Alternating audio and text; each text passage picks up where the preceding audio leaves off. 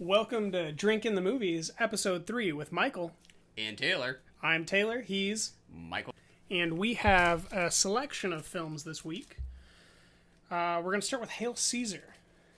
Yes, we are. One of 3 period films that we're going to chat about. What are the other 2? 310 to Yuma from 2007, I believe, with James Mangold. Right. As well as Master and Commander, The Far Side of the World by director Peter Weir. Correct. Peter Weir also did Picnic at Hanging Rock. Personal favorite of mine. The Way Back. James Mangold did Logan. Hail Caesar, very little known filmmakers, the Coen brothers. They've only made a few films. Have they done anything else that I would know? I don't think so. Weird. We'll see what they have to offer. We got Blood Simple. We got Fargo. We got a great remake of True Grit. Serious Man. Inside Llewyn Davis, one of my faves. That's a strong film. Not a personal favorite of mine, but definitely a good one. Oscar Isaac at his best. Fargo? Did you say Fargo? Yeah. Another great movie. Frances McDormand. They've been working her since the beginning. You got to see their early work so that you can see how long she's been around. One of my favorites is Barton Fink. I have not seen Barton Fink. You want to do a cheers for the mic?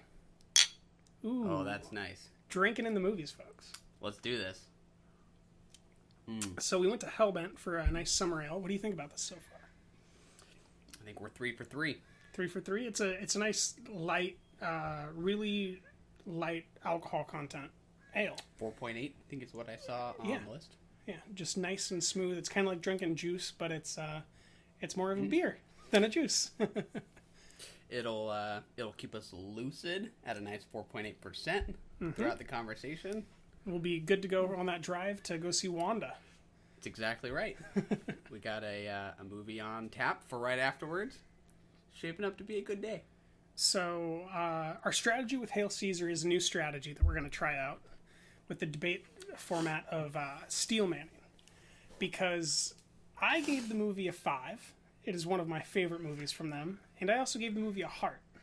Michael, I believe you gave the movie 2.5 stars. Correct. Do you have any opening preface about just what you want to say about the movie at all? Not necessarily telegraph your perspectives, but just kind of so the viewers have a handle on the film. About what it involves, plot-wise, that kind of thing? Yeah. So this is a period film. That's our theme of the week. This is set in Hollywood of the 50s. Our lead character here is Eddie Mannix, played by Josh Brolin, who is a fixer for a studio called Capitol Pictures. Capitol Pictures. There we go. They are a recurring element in their stories. Right, I think I read that. Barton Fink works there. Exactly, I think I read that. Star-studded cast. We also have Scarlett Johansson. Tilda Swinton from last week. Alden Ehrenreich. Mm-hmm. We have Jonah Hill. Frances McDormand. Great. In a small but notable role, and, which I did enjoy. A little-known actor by the name of Channing Tatum. Ralph Fiennes. I believe if it's pronounced Ray Fiennes, but I'm not too sure. Ray Fiennes. He's, the guy that's known as Voldemort. Voldemort, I prefer Voldemort or he who must not be named. As Hugo Weaving is V. Exactly. He's not Hugo Weaving. It's George Clooney. How could I forget George Clooney? Who's he again? Oh, the title character. There we go. Caesar. He is Caesar. Anything you want to say about it? No, you covered the bases quite eloquently there. Do you want to begin the Steel Man, where you say why you think that I liked it, or I say why I think you maybe had a good reason to not like it? So I would think that your love and appreciation comes from the interest it has in what the film might have to say about the economic system that these characters are discussing, the religious components of it, some of the philosophical quandaries that these these characters seem to find themselves in. Really Eddie Mannix, not so much the other characters. I think they play a part kind of in coloring in this world that he is inhabiting. But I would think you're probably most amused and interested in his sort of dilemma, perhaps, between the opportunity he has to leave his role at Capitol Pictures. A key kind of plot mechanic is that he's offered a job at Lockheed Martin. So periodically... We're busy doing some stuff in the Gulf. Exactly. So, yeah, periodically throughout the film, he's meeting with a executive from Lockheed Martin who's trying to sell him on leaving the ridiculous kind of Hollywood dream machine that the guy clearly criticizes, and is trying to woo him to come to Lockheed Martin. Meanwhile, Eddie is wrapped up in work at Capitol Pictures trying to track down George Clooney's character. I forget his name as an actor. He's obviously playing Caesar in a film that the studio is currently making. Baird Whitlock. Baird Whitlock. There we go. I would imagine that it's that content that most interested you, as well as the comic aspects, as sheer entertainment. Sort of the immediate effect would be amusement from the comedy, the set pieces, the musical numbers. I would expect that to just be entertaining. I definitely agree with everything you said, but the one thing that I might say that completely separates me from, in my experience, from you, because I don't know if you picked up on it or not, but I loved every single actor's performance. And I'm a bit of a performance nut, so watching them each perform the way that they did is what tips the scale. I can't think of a scene where I was not enamored by a character. Any personal favorites, or really across the board? Oh, toward that it were so simple to pick a few favorites. Oh, yeah. I did need a lot more Hobie Doyle. We all need more Hobie Doyle in our lives. So, favorite is definitely the end scene where he is explaining why Baird Whitlock has worth. That's probably my favorite in the entire film of the scenes. But Frances McDormand with her scarves. The aquatic number. With Scarlett Johansson. The dance number with Channing Tatum. Mm-hmm. Does it hurt squeezing it like that? Just every single thing. That's the Jonah Hill Scarlett Johansson interaction. Oh, right. Near the end of the film. Just every single bit. Just watching Ralph Fiennes try to continuously coach Hobie Doyle in his acting. Watching Hobie Doyle sing while the old man tries to get back at the moon. See, it's all making you laugh and smile. So whatever you're having right now is how I felt basically the entire film. Would be how I would put it. And now something really hard for me, because this is a film that I've seen probably 5 times now that I've loved since the first viewing, is I have to try to make a case against it. And I think that there is definitely a case to be made against it. It does not have a legitimate plot structure. It is very much a film about films. And if you don't want to watch a vignette montage of the 1950s studio lots, where you could almost argue that they're wasting these talented actors, I think that you could get bitter really quickly. I think that it starts with a very serious tone, and it has a legitimate serious backbone that is always danced on, literally, and sometimes figuratively. I think that maybe them trying... I think that maybe you could...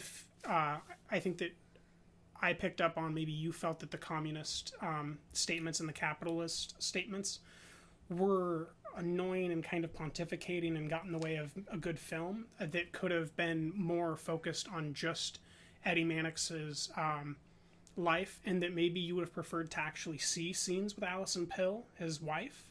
Maybe you would have preferred to see more of those dark nights without sleep, where he's smoking and trying to get the studio running. Maybe you would have liked a deeper character piece. Because as much as I liked all the characters, the thing is, I like all the characters, but there's so many that none gets a real legitimate shot. You can't name a character that you think that you saw enough of. And I think that there's a strong argument to be made that if you're not putty in their hands and just gonna smile at 1950s studio stuff, that you're probably not gonna like the movie. And it's definitely not something that you would expect from the makers of Fargo. You're not gonna get a gritty story. The purpose is that the grit part is a joke. They very much are using plot mechanics to just cheat and make fun, which I don't think that everyone needed to be along for the ride for it.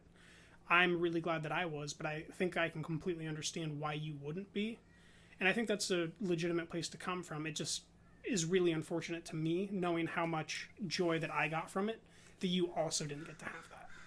That's more than anything. I just wish that you could have had the experience that I get to have when I watch it. Because every time I sit down to watch it, I feel like I do when I watch The Nice Guys. I'm just sitting there laughing, and I'm just along for the ride. Yeah, I think that the structural disjointedness of it, I think that's what the words I used in my Letterboxd review, I think that did play a big role in me having trouble in sort of kind of getting onto its wavelength. I was just kind of expecting, having seen, a handful of their other movies, I've not seen their entire filmography like you have, but I was expecting a bit more of a through line, or not through line, but like just some kind of connective tissue, kind of bringing these together more so than I got. And I have the connective tissue. You ready? What you got? Caw-caw! On wings as eagles. Caw-caw! Say more. Oh no, it's just, that's the running gag. It's just the fulcrum of the film. It's the thing that was there before the day. It's the only issue that presents that is new in the day, right? Because it's one day with Eddie Mannix. So the only recurring issue seems to be the On Wings as Eagles story. Right, that Tilda Swinton's character is repeatedly reminding characters, sir. Characters who I did like actually quite a bit in this movie. Good. That's a good thing to hear, because before our delving into her work last week, or last episode and this episode, you did not. Right. I don't know what it was exactly about that mode that I think I liked her better in. I wouldn't quite call that. I think this was a bit more composed or something like that. I think I prefer her. Yes, yeah, she's more restrained almost. Yeah, I think I don't prefer her in some of her more kooky, kind of quirky roles like Okja. Did you see her in Yes, Okja? But I think that was very much a symptom of the style of film. Did you see Jake Gyllenhaal's character? Yes. Okay, so equally theatrical. Yeah, and I think that I think that there's absolutely a vein for absurdism there. Right. To me, that's the same vein as Swiss Army Man. It wasn't the absurdism. It's just that I don't think I like her as best in that kind of register. Did you spend much time with the Chronicles of Narnia, The Lion, the Witch, and the Wardrobe? I did not. Okay. I was going to say she plays the villain in that. Really strong performance. And that, I do think she is a good villain. Yes. I liked her in Snowpiercer. Did you see Snowpiercer? Yes. Which is weird because that actually is a quirky role, but there's evil there. Yeah. And I don't know why. I think she plays that up better. I think next year we'll have to do some sort of a South Korean trilogy where we find an excuse to rewatch The Handmaiden and then wrap in Snowpiercer and maybe find a new South Korean film. Maybe we could do it when we take in Burning. That could be super fun. I like that idea. That'd be fun. Just figured it out live. The show is being conceived of live on the air. Love it. What did I not mention that really detracted from the film for you? Well, I think we could talk a little bit about the musical numbers themselves. I was really hoping to be more swept up in these than I was. I don't know why that I feel so bad for you right now. I know, and I think maybe on a second go around when I kind of am prepared for the structure and the self-awareness, I could kind of sink into it more. But I don't know why the tone felt a little too sarcastic for me. You know what I think is the right way to watch this movie for you? When you're very beleaguered after a trip to like LA and then also back home in Christmas, if you go both places. Yeah. And then when you get home and you can relax finally, get yourself a growler, kick back on the sofa, and just watch Hail Caesar. Because you don't need to pay attention. Yeah. Out of all these films that we watched so far for the classics, I think that this one requires the least amount of attention, and the less attention you pay it, for me, the more it has depth. Because then you end up noticing stuff because you're not you're not trying to focus, and then you end up noticing the corners, how accurate everything ends up being. Right. The 2.5 ratings are weird. I do think ratings can be weird. It's partly because everything I'm looking at, I kind of want to like, and I'm having trouble figuring out why I'm not connecting with these musical numbers. It's disappointment. It's not so much like I hate this. It's I wish I could get into this more. So what didn't you like about the swim number with Scarlett Johansson before you meet her character? The sincerity of it. I think I'm sort of already knowing that this exuberance is going to be undercut in some way, which we kind of get when she, turned out to be kind of tough and cynical off screen, or once the set piece is concluded. So, it's not that I'm not interested in musicals. Some of my all-time favorite movies are musicals: Singing in the Rain, Umbrellas of Cherbourg, Young Girls of Rochefort, and I'm swept up in those musical numbers, and I couldn't quite get on board with these as like really sincere numbers for some reason. Okay, but that choreography in the water was incredible. It was visually stunning. Okay, so there's something to appreciate there. On the eye, absolutely. I wish it didn't. I don't know that I liked the self-awareness of it. So is it that you like you don't like who actors are maybe behind the film to be in a film?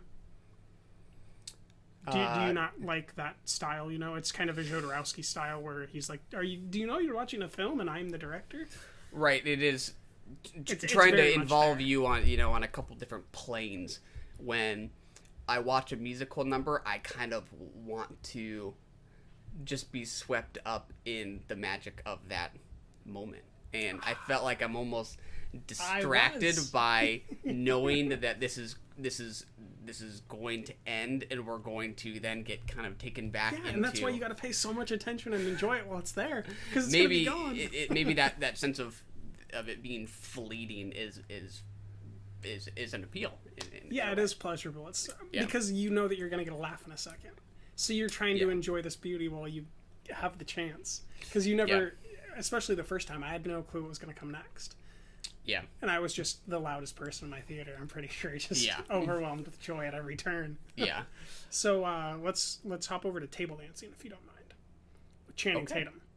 Let's do it. A little bit of homoerotic underpinning there to sandwich on to our episode 2 homoerotic conversation. Absolutely. A nice through line from episode to episode. I thought the bravura of it was great. I thought the tap dancing was sharp, but when you make a scene like that, you just can't help but sort of connect it to the other movies in which you've seen a similar kind of number, right? That's the point. That's why they did all these numbers, because they're things that we've seen in all of their films. Right. That's why Hail Caesar is a story of the Christ. That's why. They're doing this. That's why Hobie Doyle goes from a Western to a drama picture, because the Westerns were famous at that time and they were trying to reinvent his image. Which I guess for me then makes me think that the appeal of a good musical number, or one that I really like, has to do with what it's grounded in. And I felt like I couldn't quite figure out like the foundation on which I'm watching all these musical numbers. So to me, the foundation is Eddie Mannix. without Eddie, none of these pictures are getting made. And he's this fulcrum he's the axis on which all of this is spinning. And as soon as the scenes end, even if they're in the middle of the scene and Scarlett Johansson chooses to end the scene, he's still the one culpable. He's still the reason why the pictures continue to spin out and why the film continues to get put in the canisters and why they continue to move forward on a project even though a star is missing. You know, so I always knew that whatever they were doing was costing him energy, and that energy cost would possibly lead him to Lockheed Martin. And so that kept me uniquely grounded, personally. I just completely bought into that cost benefit. Yeah, of the story. I think what you said earlier about had we gotten a little bit more of his sort of like turmoil about whether or not to go, that could have maybe pulled me in more. If I kind of get these, it's always weird to say what I think they should have done. Like, I'm not the filmmaker. Sometimes it doesn't really feel fair to say, like, they should have done this. Trust me when I say that there's no Coen Brothers movie that they made that you and I could improve. I'm pretty certain. What do you mean? Improve. Improve. I don't think that you and I could improve one of their movies. Maybe a lesser filmmaker, but I don't think... Yeah. I think we're out of our element with them. I think it's safe to say. Yeah, it's just, I think I needed more of what these moments mean to him. Mm-hmm. For their impact for me to feel their impact a little bit more. So I felt like they're kind of taken out of the context of his struggle. For me, I picked up on that, but I interpreted it as a necessity of him. He chooses not to let any of that stuff get to him because he's going to have the same stuff tomorrow. So he just has to keep moving, and that's a style of man that was necessary for that job. And that's why he was such an attractive commodity for Lockheed Martin. Right. Because he just keeps moving forward. And I thought that was what grounded him. No matter what was happening, he was just trying to move forward.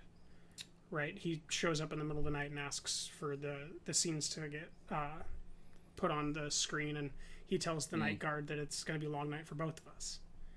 You know, he's kind of just this axis that keeps spinning, but also is solid. And for me, that just worked really, really strongly. I think maybe we should shift to something to get you a little bit happier now. How about Hobie Doyle? Hobie Doyle makes me very happy. Which scene with Hobie Doyle is your favorite scene? My favorite gag was the mirthless chuckle.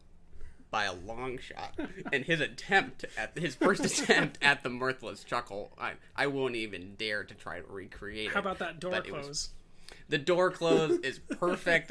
I really just wanted, a movie, The Misadventures of Hobie Doyle. We all want that film. Not one of us doesn't want that film. If you're listening, Coen Brothers, please make this movie. If Solo did get canceled, then I think that Alden might have an opening. This is so vastly superior to Solo. His character in this, oh man, I just realized that whatever future Ehrenreich might have in the movies, I hope it's with a comic touch, because I really think he pulled it off. So you think removable teeth is a good choice for him? Oh, so good. That was hilarious. Roping beautiful girls' fingers with spaghetti. Yeah, and that is actually one character where I really sort of I kind of connected with him. There was the scene where he's getting ready to take the girl out on the date, the other actress, and he's playing around with the lasso out in front of her house, and it's impressive what he's doing. Oh, it's I'm like, very this guy impressive. knows what he's doing. Oh yeah, he rope. Does, and he can even rope with a string of spaghetti at the dinner table. To me, that's one moment where I did feel sort of some love for these characters, right? You think about, I don't know, maybe Westerns, some people think of them more as B movies or something, when you think about the classics aside. Yes. He certainly would be labeled as a B movie actor. Absolutely, yeah. And that's why they're reinventing his image. I think this does kind of celebrate his skill, while also it being funny. That is something that, like, I maybe wish I had felt in some of those other moments. But that is a great example of where I think what they were trying to do did work for me. And maybe that's just because it was particularly funny. We also get a little more time with him. I don't know if that's true or not, versus like Channing Tatum's character. No, I feel like true. I got to know Hobie Doyle a little bit better. He has a longer arc. Absolutely. A longer continuous arc. I believe that we have our second scene with him, or third scene by the time we see Channing Tatum for the first time. Yeah. Very much a Hateful Eight Channing Tatum pull here. Oh, yeah. At the halfway mark. Yeah. So I guess we should get to the crux of the biscuit here. The communism, capitalism, fundamentals. Did they not work for you at all? Did you understand why the Coen brothers wanted to represent it like this? I had a hard time really getting on board with wanting to dive into sort of the thematic interests, because I was having trouble just getting on board with the surfaces, right? If you're not sort of with the movie like rhythmically, it didn't really encourage me to dig deeper. So I'm curious to hear what you think. I think you're going to have more to say about this than me.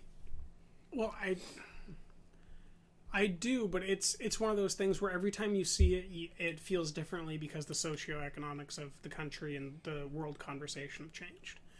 I think that one thing that holds true is that it's incredible how compassionately they represent both sides, right? Yeah. They poison Caesar, right? They kidnap him, and he wakes up on a lawn chair inside to vacuuming. This is George Clooney's character. At a beachside house. Yes, Baird Woodlock in the film, and then he's making a film where he plays Caesar. And he wakes up and goes and takes a seat and believes that he belongs where he is and that they're waiting on finger sandwiches. Right. And then he goes on to have a long, interesting conversation at some points with many men that are very, one would say affluent. Oh, yeah. And one would also say concerned about themselves. The arguments are always about themselves and how this can improve themselves. And they're very worried about the cause, and they're holding him for ransom. And it all pays off in this great way where Channing Tatum is handed this money that he didn't ask for in this briefcase that is kind of the MacGuffin to the film. And then his small dog runs and jumps from the canoe into his arms, and he drops their entire plan and arguably at least a few months of work and planning into the water of no consequence so that he can save his dog and board this Russian submarine. And walks away with a shrug, basically. And so it's how it kind of is an interesting representation of how the people that feel help from bigger structures always, what they have doesn't matter if the person wants something else and they gotta let go of what you're giving them, no matter how hard you worked for it. And I don't think that that's something that's exclusive to socialism. They just represented it in that way in this film. And they represented capitalism in an equally terrible way with Lockheed Martin, I think. And, as much as you can maybe claim that the movie studio is a representation of capitalism, it's also a representation of art and working artists.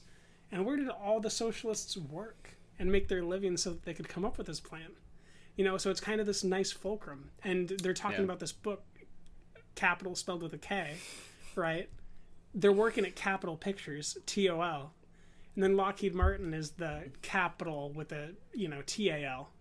Right. And so it's, this kind of a trifecta of conversation happening that I'm enamored with it constantly every time I see it, because it's not picking a side. It's just saying both sides are pretty iffy. The middle might be really, really hard, but it sure does give you a lot more reward. Yeah. I think that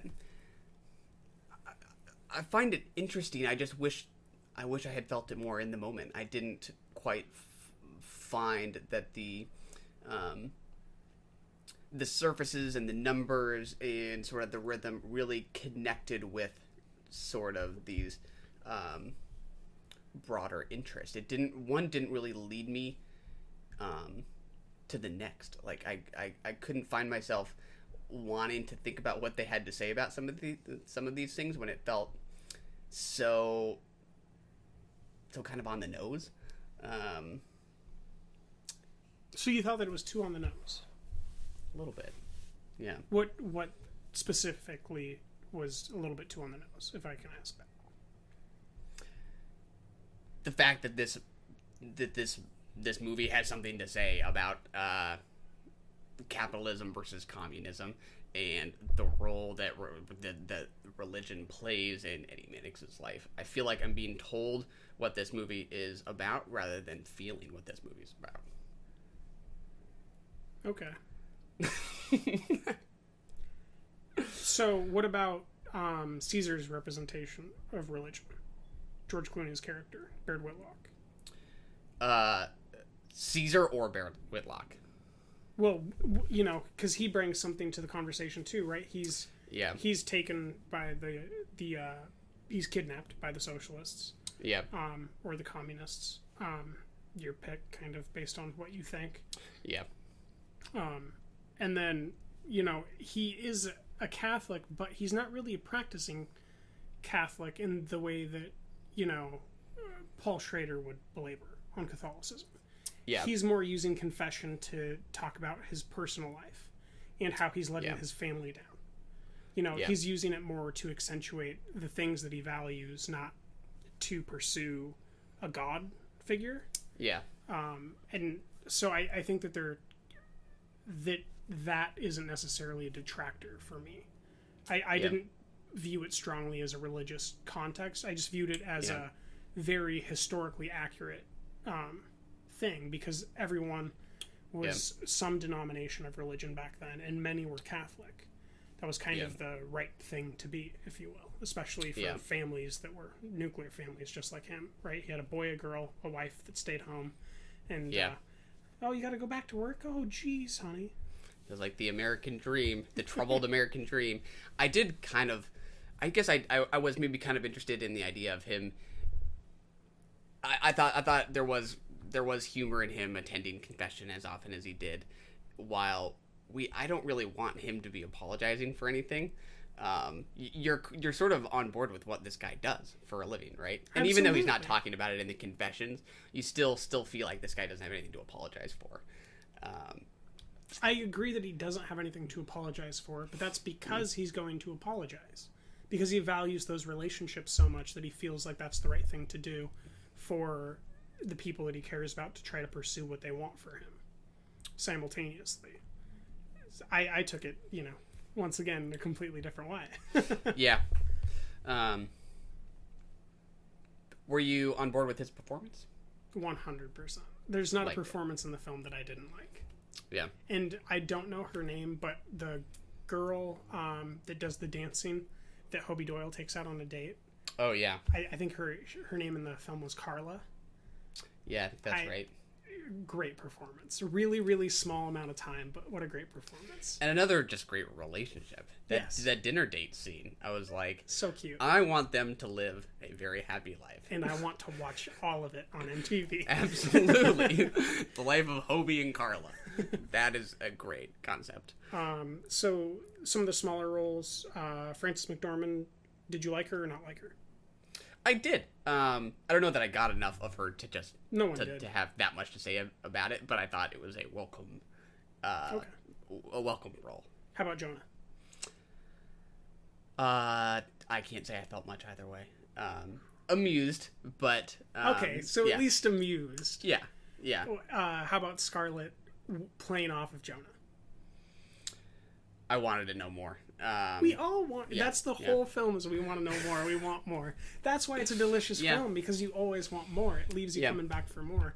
Yeah. The only unfortunate thing is that's all you get. But did you like what you got from her? I like what it was implying and what it was hinting at, I think. Yes. Yeah. And I was on board with do that. go on to get married and right. all that jazz. So they tell us, that they hit it off and he actually keeps the kid, or... Yeah. He's going to be the father. I think that was a funny twist. So, I guess George Clooney, you like him? You dislike him? You feel neutral? Probably one of my least favorites. I wouldn't say I hated him by any mean, But I was just less enthused. He was the one who I felt maybe more than anything was indicating rather than acting. Interesting. I thought that the role called for that. That's an interesting note. That could be it. Say more about that, because I think maybe I just wasn't quite watching playing this an right. actor who at the moment isn't acting, except for those other scenes where he is acting. Right, which maybe I couldn't quite find the right way to take that in. I kind of felt like, and he was definitely something's off here, and I'm just not quite picking up on it. He definitely was. So there's a good argument to be made for indicating, because he's trying to play that 1950s, just studio face. You just slap him in whatever film, and then once you get him out of the film, he's not this smart guy. He's just this guy that's victim to anybody's conversation. Yeah. And definitely when he's sitting on the sofa talking about when his friend asked him to shave his back. Oh, yeah. Yeah. And that's who benefits. You know, there was certainly some indicating there, but I thought that it served the character because he was representing this 1950s caricature of what the studio is like. And to me, the whole film is a caricature. So I think that that's a very valid criticism. And if you're not on board for the caricature of the film, then that's completely reasonable. But I do think that it was striving for that tone. So if you picked up on it, you picked up on what they wanted to, you just didn't like it. Yeah. Yeah, I think, you know, you can't help but come into a movie with this many popular faces and not have, you know, the memory of what you've seen him in before. I think about Clooney as being an actor who I remember most when he's not saying anything. Those smugs in Ocean's 11, or, you know, those smirks. Okay. So this is a more colorful performance that I just wasn't quite calibrated for it, and I think maybe kind of coming into it again, knowing what I was in for, I might be more with it. So just briefly, what's other than Soderbergh, who can get the most out of any actor or non-actor?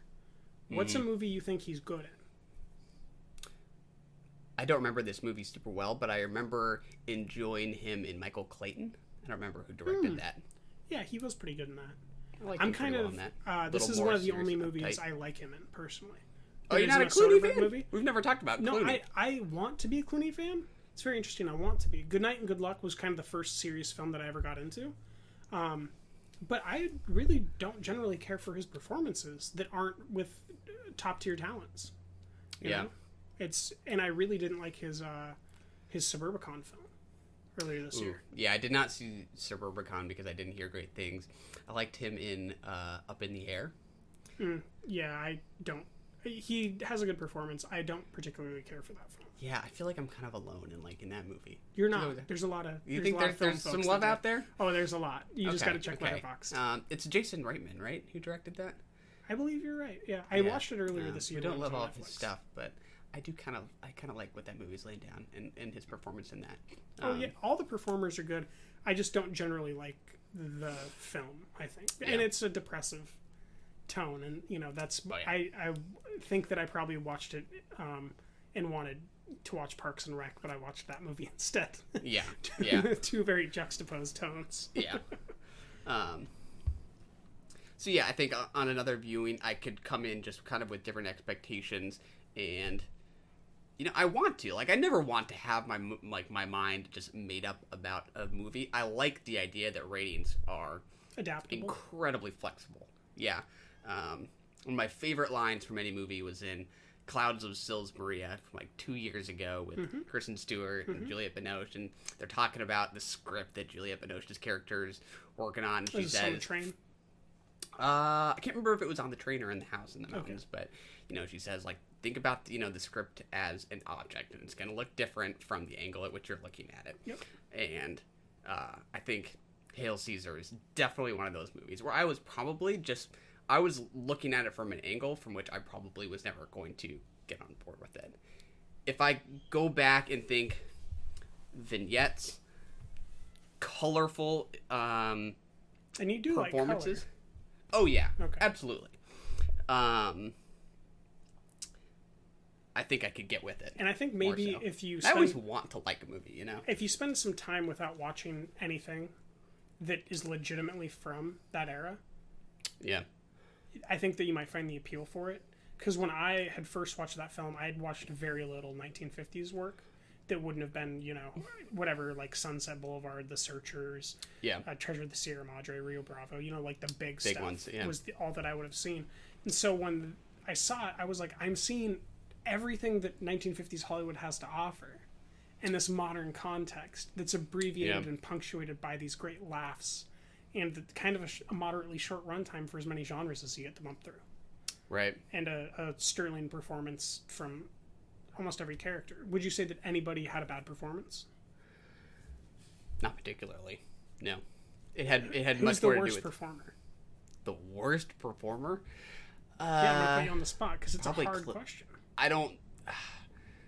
I would have said Clooney in the moment. He's the one who comes to mind. My answer is going to be one of the random guys in the house during the conversation while they eat sandwiches. Yeah. Because everyone else is amazing, and I have to pick by the way that this question's phrased, so I'm just going to pick one posed of it. or maybe Lockheed Martin guy. Yeah. Just because I don't like him. Right. He's hard to like. So I think that kind of capitalizes our discussion of... With a K? Capital Pictures. Feature film. Hail Caesar! One I need to revisit. So, should we move on to a film that you're much more positive on, like I Remember You? Oh, you want to go to I Remember You? Let's Well, jointly... I was just picking one that you rated higher than Hail Caesar. Yeah, that's... He said smugly. That's why ratings are weird, right? I Remember You. We could go to something more positive in Princess Mononoke, or we could do Princess Sid, also a princess, or we could even go all the way to Mission Impossible Fallout. Let's get I Remember You out of the way. I don't think I'm going to have that much to say about it, but I think we can... Strengths. What do you think are its strengths?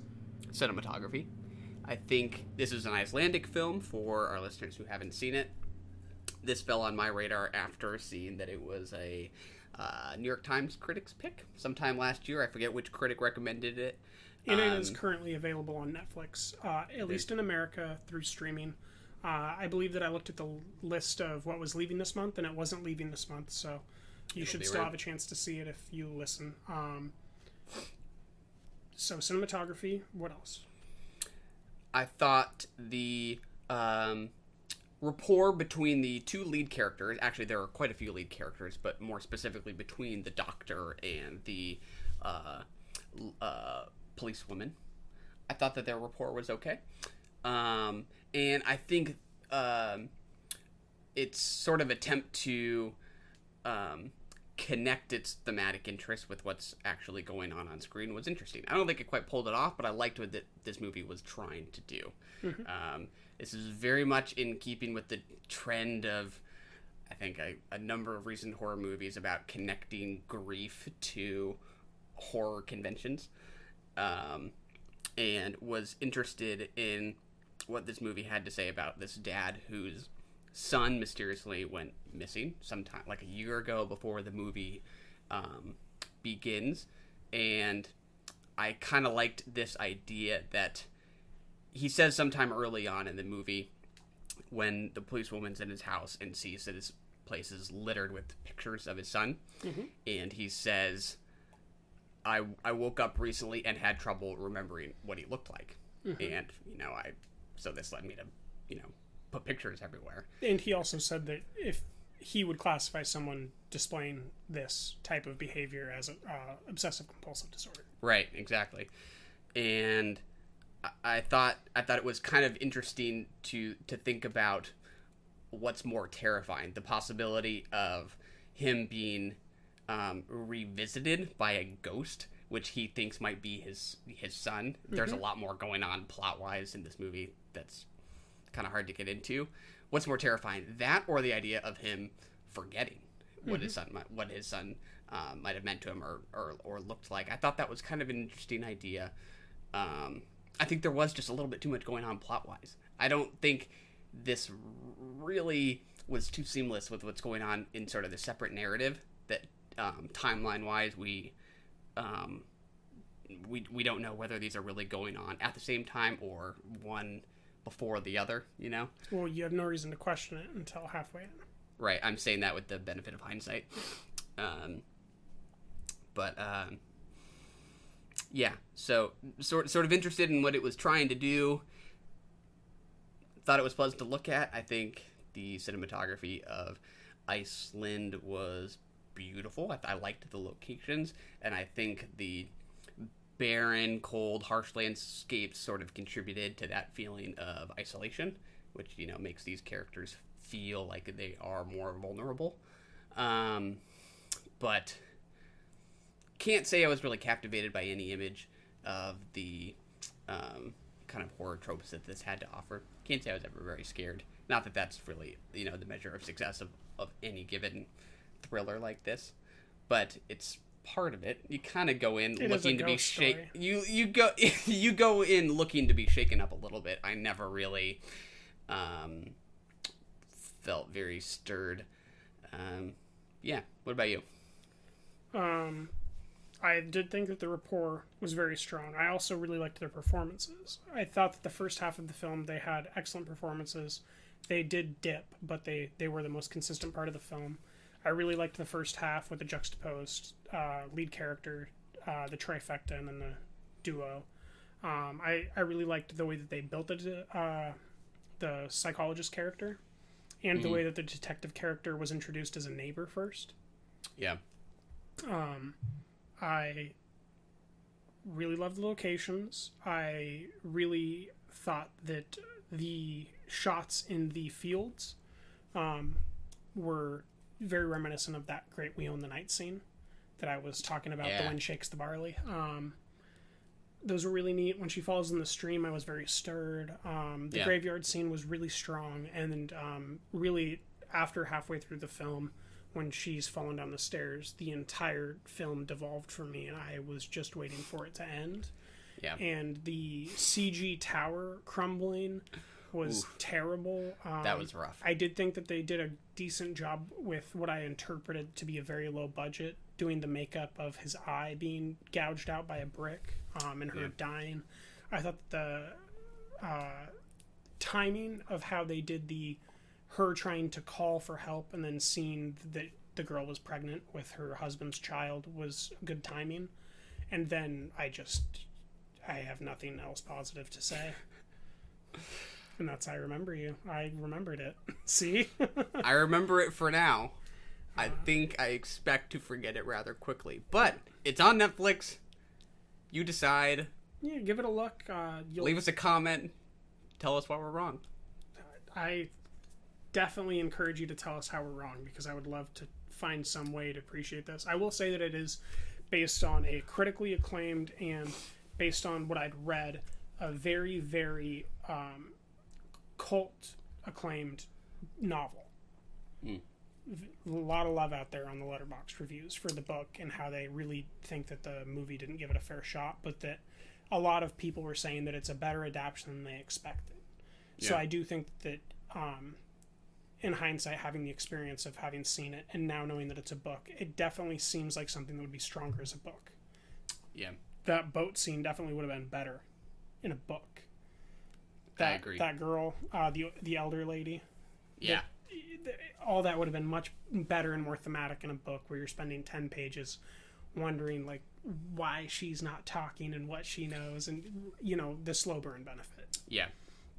I Remember You, Netflix. That was quick, about 1/10 the time. Moving on. Hail Caesar.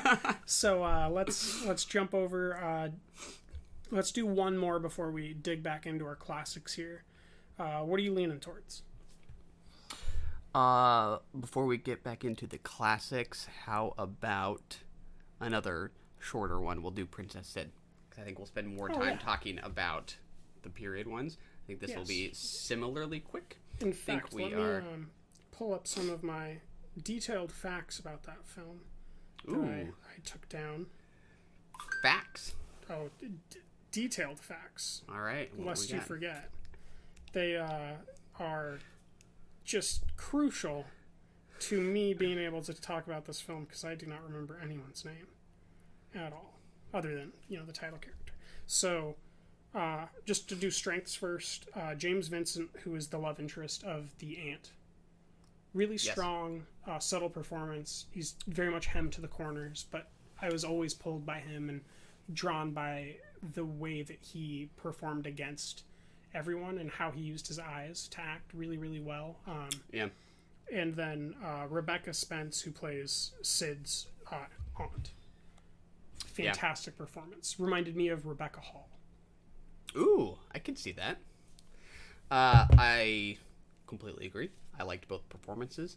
You call those out. Did you not like Princess Sid herself? No, I did, but those performances were legit strong. Like, I want to see those actors again.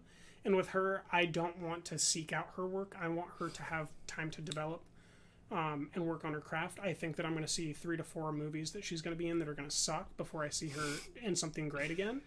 But I think that once she gets going in her later 20s, she can turn into, a legitimate actor. Not to speak ill of someone's profession or to talk down, but I think that she'd be kind of a B-level Saoirse Ronan if she played the craft right. Yeah. She just doesn't have that charisma that Saoirse has. Yeah, I could see that. We have names here. That's helpful. Script-wise, I feel like in a way this is sort of a conventional kind of setup where you have a rather free-spirited youthful character entering the life of a more stiff, uptight, bookish character. Mm-hmm. This is, it's not romantic in that sense, but it's almost like a bringing up baby kind of thing, right? Where the free-spirited character is sort of juxtaposed against this more stiff. That sounds like a criticism. I don't mean to criticize the aunt at all, but I think there is sort of a convention there that is working. And what's interesting is that I can make an argument against both of things of what you just said, but I 100% agree with you. But I do think that Sid is more stiff in her antagonism because of the loss of her mother. And I do think that the aunt is more open because of her openness to religion and experiences and accepting others for who they are. Absolutely. Where and Sid I think is not. Completely agree. And I think that's what I liked about this movie is that it's not quite that simple, even though that's it being sort of the implied setup. And I liked the idea about them coming to an understanding about each other's pleasures and interests. The aunt's deeply interested in writing. She's a novelist. Obviously, she's interested in writing books. She's not as, anywhere as sexually adventurous as Sid is. We don't know that. We know that she isn't now. Right. She says that she hasn't had sex in 5 years or something like that. But 5 years ago, she still would have been over double her age. So it's... Exactly. She has, I wish I could, I wish I should have written it down, but she has some great monologue right in the middle of the movie, which I think is probably after the dinner party. Peak. Absolutely. Right before the rape fallout. The fallout of the rape. Yeah, exactly. I think a much worse film would be about Princess Sid helping her aunt break out of her shell or something like that. And I think this is saying that this isn't a shell. People are different. People find pleasure in different things, and that there's value to both. Absolutely. I also really liked the love interest character, the girl who works at the coffee shop. Her name, of course, is there we go, Malik White, and in the film she goes by Katie Sauter. Katie, that's right. Cool mohawk, badass mohawk. She did have a dope mohawk. I really liked 5 stars after the that terrible scene, how those 3 gals came together and were really strong, and it kind of turned into almost a buddy movie for a little bit. Yeah, and I really enjoyed that. It had strong cinematography. It had some pretty decent lighting going on. Yeah. I was gonna say it just moving forward into a film that we're gonna talk about later. It almost does feel like a B version of an Alex Ross Perry. Yeah. Where, it's just an in-depth character study from kind of he's made a bunch of films, but kind of a up-and-comer. You know, Yeah, he still I would agree. hasn't made his best film, I would say. I would agree. The emotional impact like never reaches any kind of unique height. It's all touching, and I kind of like the central relationship. It just didn't really have the punch, you know, that kind of brings it up into like the higher tiers of star ratings, I guess. Yeah. But there was nothing I like hated about this movie. I think overall it was quite enjoyable. I didn't think some of the plot mechanics behind how Sid enters her aunt's life was that believable. She's ostensibly in conflict with her dad, and that's why her dad says, you know, why don't you go visit your aunt for a couple weeks, and that'll give us a breather. Also because she's about to graduate. She's fairly talented at soccer. We see visually, and she has a legitimate opportunity to attempt to get a scholarship. And she is a teenage girl who does not have her mom.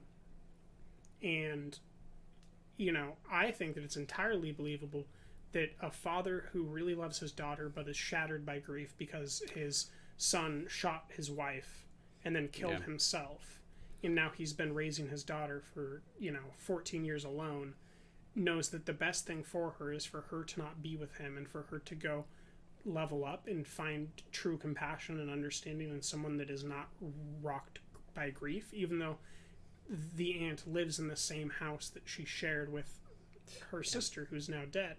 And I think that it kind of takes us on a journey of Sid coming to compassionate reckoning with her behavior. She doesn't change who she is, but she is granted the ability to not just know that she said something wrong, but to understand the other perspective by the end of the journey.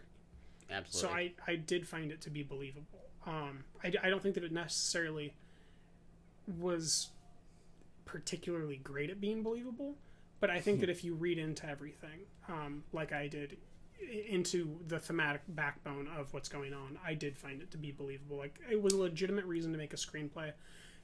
The film didn't capitalize on demonstrating the values that could really weight it emotionally. Yeah. I guess I had trouble picturing when her dad talks to the aunt on the phone at the beginning of the film, and he says, you know, we're at each other's throats or something like that. Can she come stay with you? I almost felt like I maybe needed to see a little bit of that side of Sid that would have shown me what that looks like for her to be at someone's throat. She came across to me as pretty laid back, pretty open-minded, or at least that's kind of what the film is implying. But you can certainly sort of like infer that, or just assume that, you know, everybody has that side to them. And we're shown that side. What are you thinking of? As the film goes on, she has moments where she lashes out and says mean things to her At the aunt. Yeah. Who is a parent character. Right, but I think those felt more to me like slips of the tongue. Like, just before that monologue, she says, you know, like, maybe if you didn't... I forget what it was. She was like, maybe if you didn't read so much, you'd have more sex or something. And then she was like, I didn't mean to say that. When the dad says, we're at each other's throats, I'm picturing a combative teenage girl who looks has more those like the tongue 8th grade slips kind on of girl. purpose. Yeah. I don't know. It wasn't a huge deal. It wasn't a huge detractor. Just something that, you know, was you would have liked kind of accentuated in a different way. Yeah. Okay. Yeah, exactly. But, so, again, overall. Strong effort. Lovely. Great little Netflix stream. Yeah. We gave it the same rating as I Remember You, but we'd certainly, I think, recommend Princess Sid first. 90 minutes or so. Yeah. Absolutely. It's very romantic, very beautiful, very down-to-earth. And, you know, you leave without any emotional baggage. You're just like, that was a journey that I went, and now I'm going to stream something else on Netflix. Lovely. All right, well, that's Princess Sid off the list. I think we're going to have to get back to our historical films here. Do you want to take the 310 to Yuma, or do you want to jump into Master, Commander? Let's go to Contention. Let's go to Contention. I think we both like this quite a bit. I think we both love this film, if I'm not mistaken. I think we did. I think that we found your favorite Ben Foster performance other than Leave No Trace. Oh, I think we did. I liked him quite a bit. Maybe I'm just coming around on him in general. I think, if anything, if anything has changed about me during this podcast, it is maybe my appreciation of Ben Foster. All right. So my character acting subconscious mind control is working. Is this all a ploy? This is all a ploy. Did Ben Foster have something to do with this podcast? And then I'm going to kidnap you, and I'm going to hold you for ransom, and I'm going to get some money in a briefcase, and we're going to take it to Russia. This is going to be a good podcast. Continue listening, folks. I did like Ben Foster quite a bit in this. I liked everybody in this. I liked Christian Bale. I liked Russell Crowe, as well as the supporting crew. Really strong supporting crew. Yeah, I'm having trouble kind of recalling some of those other names. Henry Fonda? Or is it Peter Fonda? I believe it's Peter Fonda. Peter Fonda. In this one. Yep. Logan Lerman as his son, I thought was solid. And then, personal favorite of mine is Gretchen Mol. Who is Christian Bale's wife in the film. And she had, 20 IMDb credits at least before this. All small movies, the same sort of small supporting role. But this is the first one where people can see that she has this brevity of communicating large amounts of emotions just with her posture as well as her face. Yeah. And she really can hold her own in scenes against one of the strongest actors of the last couple decades in Christian Bale. And she plays wonderfully off Russell Crowe. And she's in she's in a limited series on Hulu. And for the life of me, I can't remember what it's called right now. It's with the guy that played House. Hugh Laurie. Hugh Laurie. Yeah, Hugh Laurie and Gretchen Mol did at least season 1 of a limited series. Look up and include it by the end of the episode of this great little psychological thriller show where she kind of really gets to stretch her legs. So if you want to see her really dig into a role, that's a delicious one. Yeah, when you think about supporting characters, I always can't help but sort of think about that ratio of like screen time to impact. And she's not in much of the movie, but you remember her from that dinner table scene. And it's her husband and her son, so every ounce of the scene has an impact on her. Yeah. And for me, I bought into the emotional stakes of her in that. So when I'm watching it, I'm also watching how it impacts her. Yeah, absolutely. One of my favorite Ben Foster moments, this is a very small thing, but I just thought it was great, which I didn't laugh at in the moment, but that I thought was great in hindsight, was towards the end of the film when Wade and Evans, Christian Bale and Russell Crowe are making a run for the train, and Ben Foster had, encouraged the townspeople to take them out, and once they start running, everybody's shooting at both of them, and he says, no, not the guy with the hat, the rancher, and they're not listening. He goes, the rancher, you dumb shits, and kills like 5 of them. And immediately cocks his gun. Bang, bang, bang, bang, right. bang. And that's, I think, what's pretty good about this movie is you're not just kind of being told that these are like bad guys who know what they're doing. We do see their gunslinging and just how quick they are, and you're like, that's pretty quick gunslinging. And it does really help build up these guys as intimidating outlaws. So, I guess let's start at the beginning. I jumped to the end. I just love that moment. I mean, there's a lot to love at the end there. I really wanted to just jump to the crux of the chase scene right there. Where Sorry. The cat, what happens with Russell Crowe and Christian Bale and how that relationship materializes. But we should probably start at the beginning where the barn is burned. Yep. Did you buy in? Did that give you your stakes, or is this a case of no stakes? No, I was with it right away. Okay, so fantastic. And then we move on to the robbery. What do you think of the robbery? Totally with it. This is a robbery of a small stagecoach by Russell Crowe and team, and was swept up in the action. Think this is well choreographed action. I loved every bit of it. I was totally with it. What did you think of the man being left alive in the carriage, or in the it's a carriage that's hauling all the gold or money. I think it's money, just cash bills. Do you remember how there was a man left alive that wasn't checked? Yeah, there was. It turns out that despite Russell Crowe's gang thinking that they've maybe killed everyone, it turns out there was one guy left who... And there was one character responsible for that. Right. And that's, I think, the first instance where we see Wade's quickness with his gun. And he takes them out also both. His, ruthlessness. Absolutely. Tommy was weak. Tommy was stupid. Tommy's dead. That's all you need to know about this character. That's all you needed to know about Tommy. Exactly. Tommy's dead. And I think it's important to have a moment like that front-loaded so that we know who we're dealing with. Mm-hmm. And I totally bought into it. So there's a few really memorable scenes in this. I'm going to kind of fast forward. Let's do dinner scene. Did you like the dinner scene? Yeah, absolutely. Strong. It's just a conversational piece. Really well lit, really beautiful. Strong actors working off each other.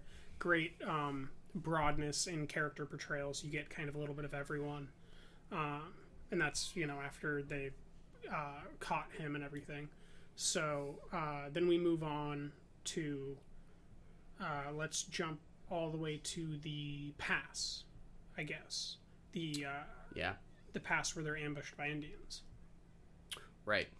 And Russell Crowe's Wade actually saves the group in this instance by single-handedly, I think, taking out all of the Native Americans I had in no one idea go. How many there were, but all of them were gone, and I don't think that we ever see them. We just kind of see Russell Crowe shooting into the night. Right, and I definitely... I'm trying to remember sort of the mechanics of that scene. It's definitely not out of an interest in the group. I think the group benefits from him taking them all out, but I don't think that's quite when you realize that he might have some sort of affection for Christian Bale's character, right? I personally was kind of picking up on it at the dinner scene. Just because the way that they converse, there's a mutual respect, because Russell Crowe sees himself in Christian Bale as well. Because if he wouldn't have made the choices that he made, he would be very similar to Christian Bale. Yeah. And it's just before that scene, I think, that Peter Fonda, his character is killed off, and Christian Bale's son shows up, who was following them without Christian Bale's knowing it. And I think his character does actually bring something kind of nice to the film, which is that he kind of presents that allure to the outlaw that you otherwise just wouldn't have gotten, right? Yeah. The film acknowledges that despite him being the villain, despite his viciousness, despite his ruthlessness, he's still pretty cool. He's exciting.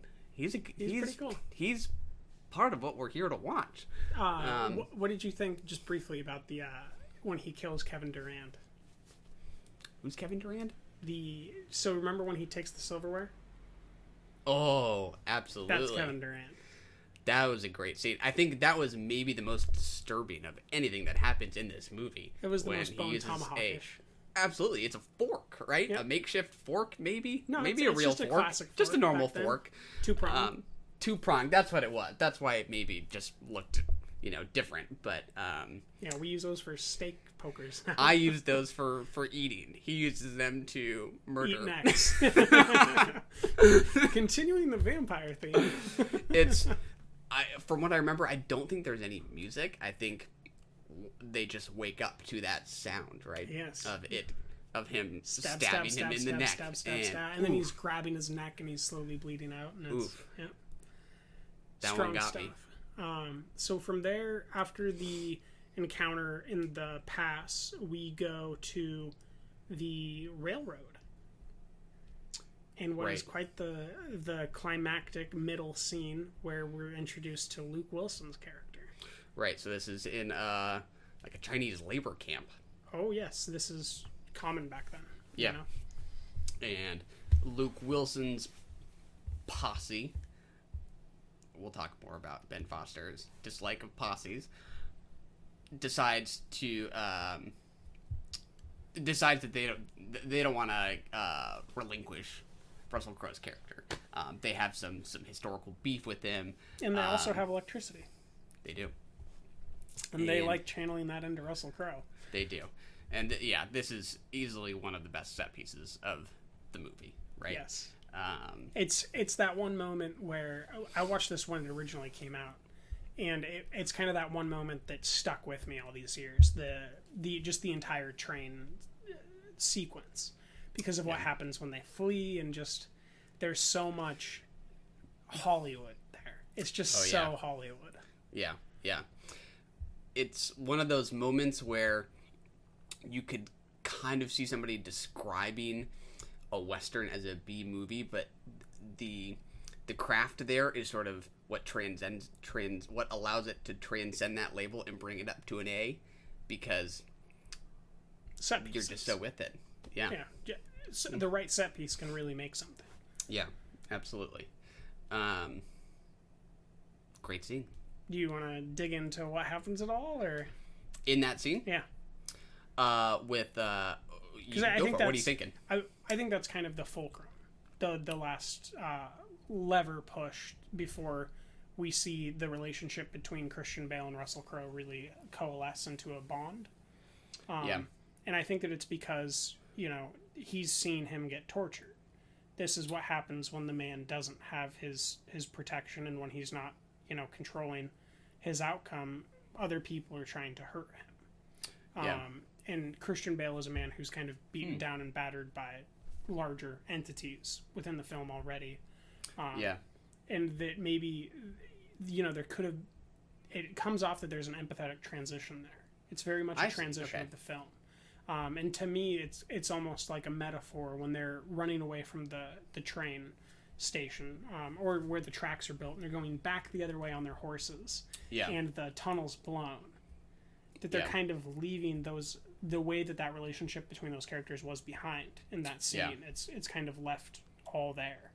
And I thought it was just a really strong use of a set piece and a metaphor and character development all together with timing to move forward the plot and really sell me by the end.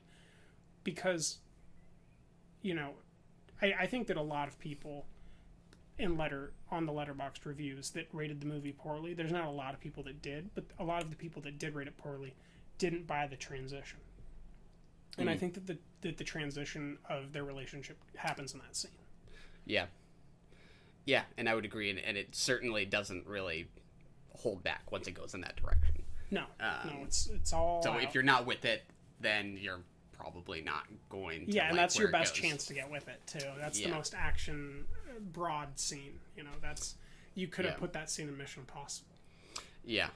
So what do you think Russell Crowe's character sees in Christian Bale's character that helps him understand what this guy is about?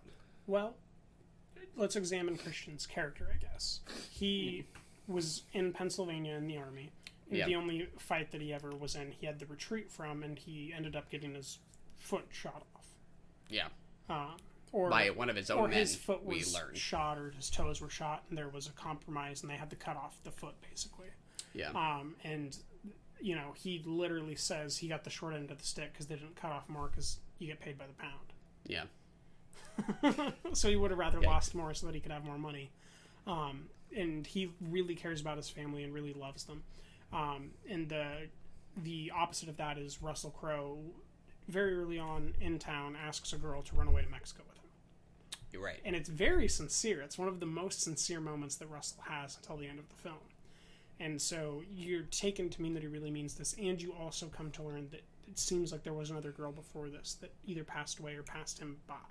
He's familiar with what a connection feels like. Yes. You have to know it to long for it. Yes. And I think that he sees that Christian has the things that he doesn't have, the literal opposites. He's waging war against the systems present in the West at this point in time. Russell Crowe is. He is taking money with his band. He is living outside of the law. He's behaving outside of the law. He's pursuing value for himself, regardless of its cost to other people, which is exactly what the people he's taking money from are doing. Mm-hmm. And we see that because of what they do to Christian Bale's character. They burn his barn down because he's late in his payment, even though they know that he's going to be good for it. And even though that he brings in a payment, they say no, and they, beat him. Yeah. And he's very much what would happen if Russell Crowe didn't stand up and do the wrong thing for what could be the right reason to these people. So I think that they're very simpatico characters where one is just a different, the timeline A and timeline B. Yeah. Yeah. To me, this is a pretty classic dichotomy of Westerns between the civilized and the savage, right? You usually see that between the white men and the Indians, but I think here it's more clearly presented in terms of Christian Bale and Russell Crowe's outlaw and non-outlaw. Mm-hmm. And not good and evil, not right and wrong. That probably got picked up. It did. We'll fix it in post. And I think that is an interesting dichotomy that sort of gives the film a little bit more of its thematic weight. Mm-hmm. Russell Crowe's character is maybe a bit more easily defined as a bad guy, mm-hmm. but I think it's much harder to label Christian Bale's character as good if you were to use the words good and bad or right and wrong to kind of explain what they're more broadly representing. And I think that's why the words civilized and savage come to mind. For me, what comes to mind is I guess a strong father is what Christian Bale represents. Yeah. And Russell Crowe represents a strong leader. That's interesting. I didn't think about it in as personal of terms. I thought about Christian Bale's character realizing about the importance of combating the kind of anarchic spirit that Russell Crowe embodies. Yes. Realizing that without people being held accountable, without order, there's nothing stopping somebody from coming to burn down your barn when you don't pay your bills. But his manifestation of that is to teach his son the right way to behave in the world because he wants the best outcome for his son and he wants his son to have the best opportunities. Right. But I guess it's weird to me that at the heart of it is sort of self-interest in a way. And that's mm-hmm. why I think he's an interesting character, is that it's not so much that he's saying it's the right thing to do to punish these guys. It's that if you tolerate this, if you turn away, nothing's safe. Nothing's protected. But, so I think there's something interesting there because Russell Crowe takes his horses. Yeah. Gives them back. Takes both his sons and his time. Pays them back. Gets some of his cows killed. Pays them back. Yeah. The people that he's buying the land from literally burn his barn down and say tough shit when he tries to pay them. Figure it out. So the villain, in context, is acting admirably and evenly and fairly with Christian Bale. Russell Crowe is. And the people who he comes to work for, who Christian Bale comes to work for, are the people that hurt him, and he's trying to take the bad guy in who's only treated him well. It's almost that Che Guevara conversation. Yeah. It's very interesting. It's just kind of a Wild West, take on it. Yeah. I have not seen the original movie. I don't think I have. If I did, I was really young, and it was with my grandpa when he was binging his John Waynes and his Westerns. Yeah, exactly. I'd be curious to watch it and see if there were any liberties taken. I'm sure that there were. Right? You would just kind of assume. I'm also certain that there's, he must be building off of some really strong character stuff because it's strong enough to make to do a remake off of. Yeah. You know, and he picks a good westerns to base his films off of. Logan with Shane. Yeah. I know you haven't had a chance to see it yet, but I'll get that to you as soon as possible because it's a great western. Yeah. Really well aged. So I guess we're kind of done with the train. We're done with the canyon scene or the canyon path scene. There's, you know, we can talk about the posse while they're off alone if you want. I don't have too much to say other than, you know, Ben Foster's great when he gets a chance. Yeah, just gritty intimidation. Great stuff. And beautiful cinematography when they're all riding their horses through the fields chasing and give them chase. So let's get back to that town. We're at the end. Back to contention. Here we are. Do you like where this goes? Thumbs up, thumbs down? I love it. There we go. Much. I love the name. It's so great. It's just on the nose in the most delicious of writing ways. Oh, absolutely. I know some people on Letterboxd felt like this is where suspension of disbelief bothered them. Mm-hmm. Because they're running throughout town, nobody can land a shot. Did that take you out of it at all? No, I also like these films. Really, really briefly seen. Not too many people know about them. Star Wars. Mm-hmm. There's some soldiers that shoot these laser guns that never seem to hit any character that matters to the screenplay. So no, it didn't bother me. To me, if you're bothered by that kind of thing, you're probably just not gonna like very many movies. Or you need to strongly follow realism. Yeah. You know, because suspension of disbelief is required in all films, and sometimes it's in the service of something else. Sometimes you watch a film and you can't suspend your disbelief. I think that a film that got where you couldn't suspend your own disbelief, that was more on you than the film, was Hail Caesar. And I think that the same thing happened for me with Christopher Robin. Ooh. So, you know, when we get there, we can talk more about that in Christopher Robin. But so there is, you know, legitimacy. Everyone's going to react differently to stuff. But this is definitely something where you're watching a Western. Right. The horses, for some reason, aren't ever going to get shot unless it's someone's horse that doesn't matter, or unless this guy needs to be put onto his feet so he can do something heroic.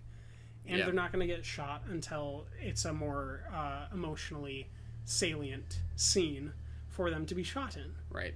Take it for granted that they aren't getting hit because we have something else to focus on. Or because we're building towards something. You know, there's always a purpose. Yeah. I like where this scene goes. I had mentioned the remake just because I am curious to know if in the original, just how it played out. I'd love to see that gunplay scene at the end, if there is one. Yeah.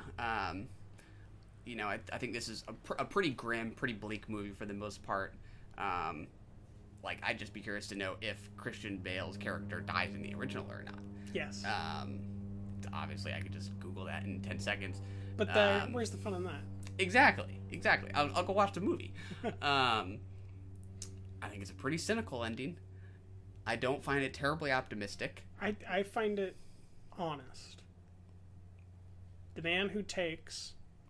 I don't remember the exact Bible quote, but it's, to the man who takes, everything will be given, or to the man who has much, everything will be given, and to the man who has little or doesn't take anything, everything will be taken. You know, it's I think it's Matthew. It's very much kind of a film like that, you know, and there's some social formulas that prove that rule to be true. I think it's called the Matthew Principle. Yeah, it's an economics term, the Matthew Principle. Yeah. And Christian Bale didn't have anything. And he had everything taken away by the end. His life. Yeah. And Russell Crowe had a lot. And he took more. You know, I think that maybe my favorite thing to happen in the movie, not my favorite scene, but just my favorite thing to happen, is watching him shoot his own men as he's standing over Christian Bale. After he climbs out of the cage that Christian put him in. So that he can get redemption for his friend who just put him in a jail cell on a train. Yeah. And he wasn't worried about it because he'd broken out a few times already. It wasn't a big deal. It became more about him knowing that if he does this, then he'll be able to reclaim his social worth and his family and be able to maintain his land and have respect for himself. And that Yeah. became worth more to Russell Crowe than anything else. And I thought that was a really touching transition. Yeah. And when Christian gets shot and then Russell goes on that tear, that was just hella good filmmaking. That was just awesome to watch. What a good time. I could watch that on some YouTube repeat. Oh, yeah.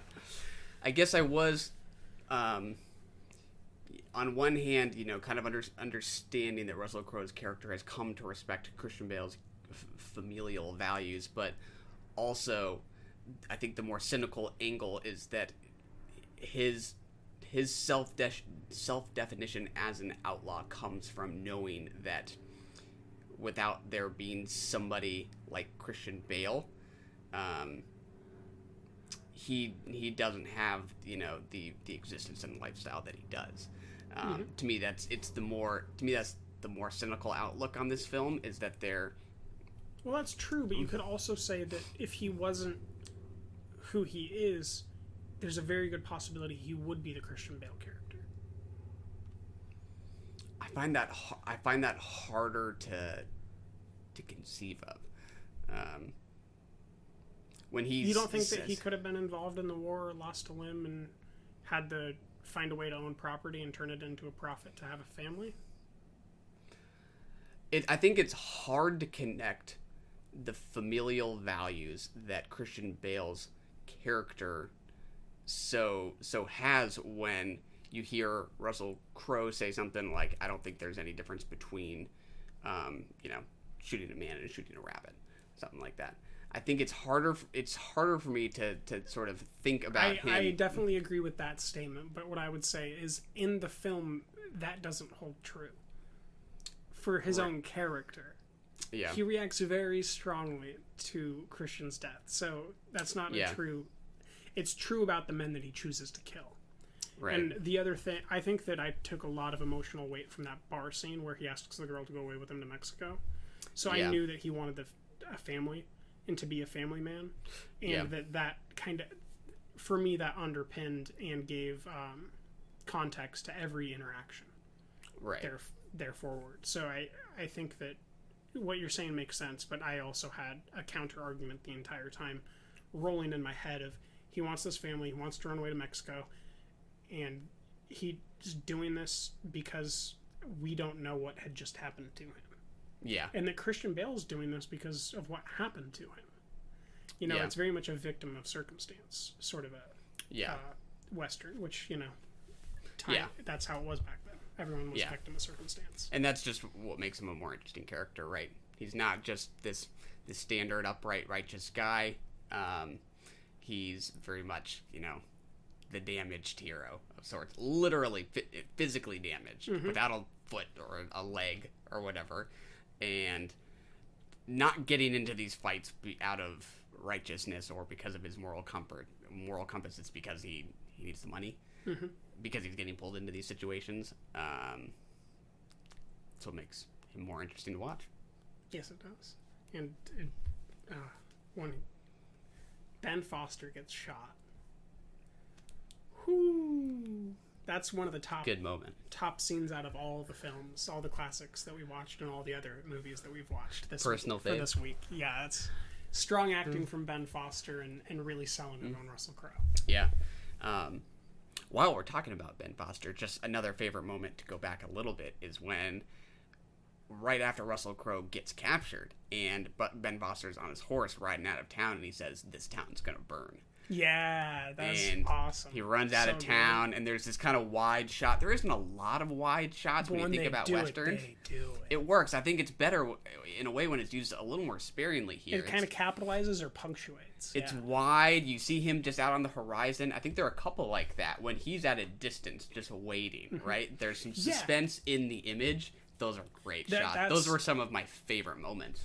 So that's kind of Spielbergian, right? Or Spielbergian, where they're using the camera to show a story element, which is that Ben Foster is kind of the dog nipping at their heels the entire way. I wrote something about him being hemmed out of the film almost entirely, and that he's always in the chase mode.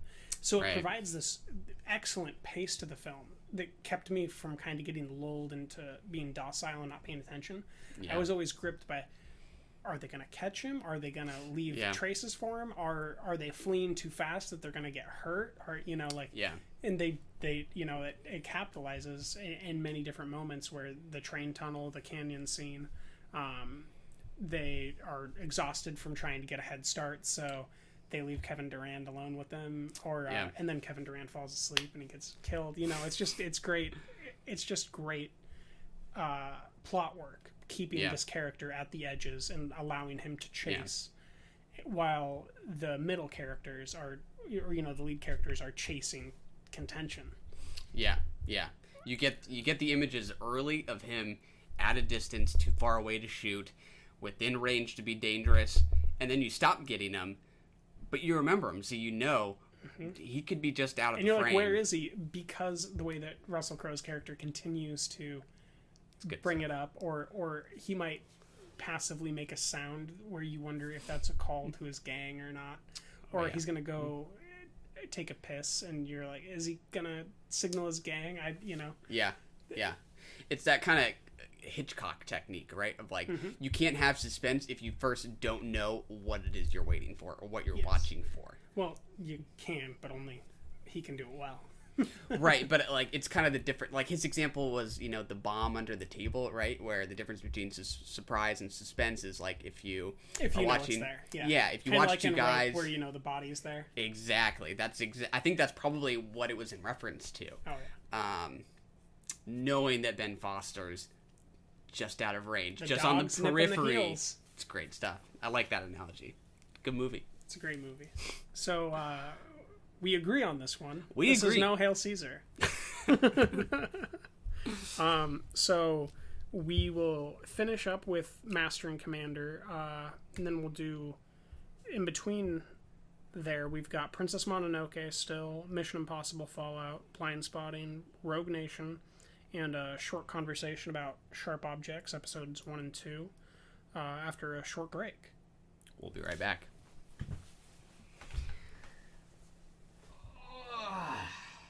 We are back and ready to discuss our next movie, which is Princess Mononoke. This is a film that I grew up loving.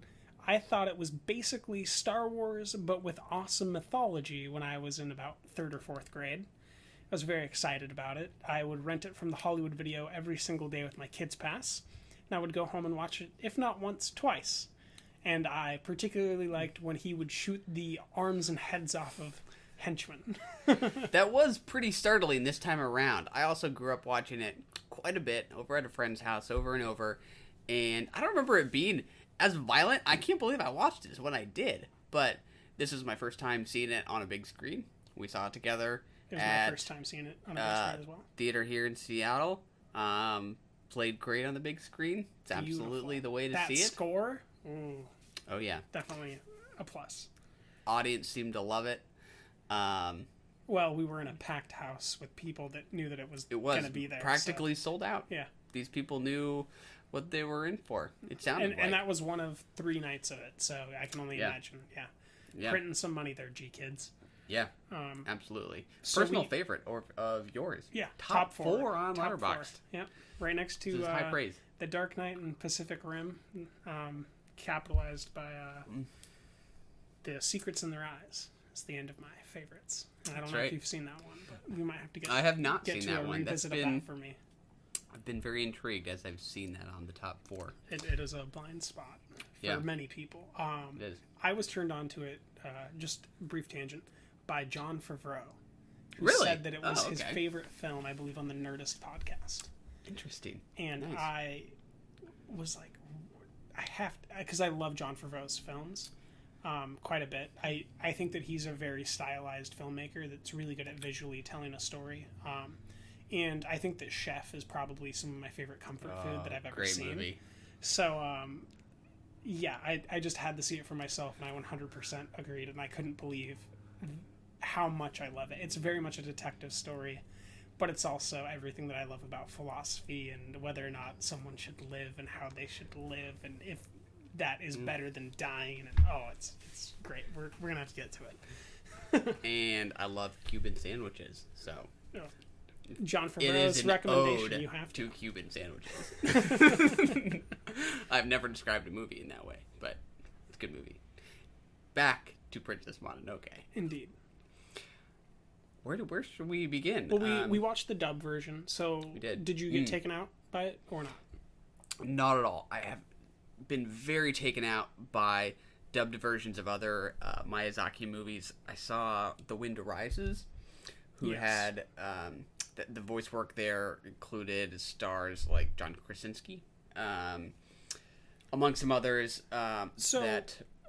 We had a brief conversation about this before or after the movie, and you said you hadn't seen much other work from him. From Miyazaki. Yes. And correct. I think that The Wind Rises, or The Wind Also Rises, I One can't of the remember two, its correct title, but is not a movie to see before you've seen the rest of his work, because it is his last work, and it is a very personal piece of art to him, and it's a very personal story about Japan. And I think that, like, have you seen Graveyard of the Fireflies? I have not.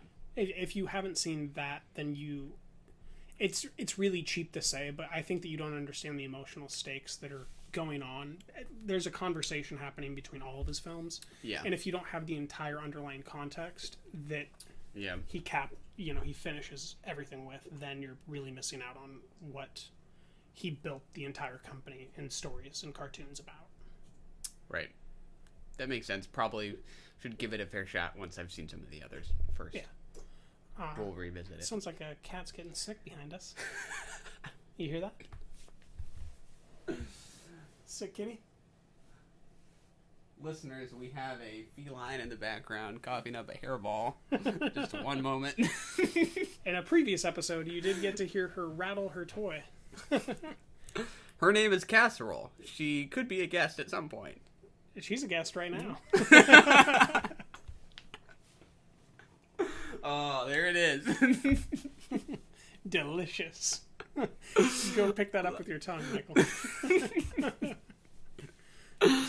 All right. I'm not hearing too much chatter from the peanut gallery there. So let's dig back into Mononoke here. So it worked for you. It basically worked for me. There were a few moments where I did feel like it was dated.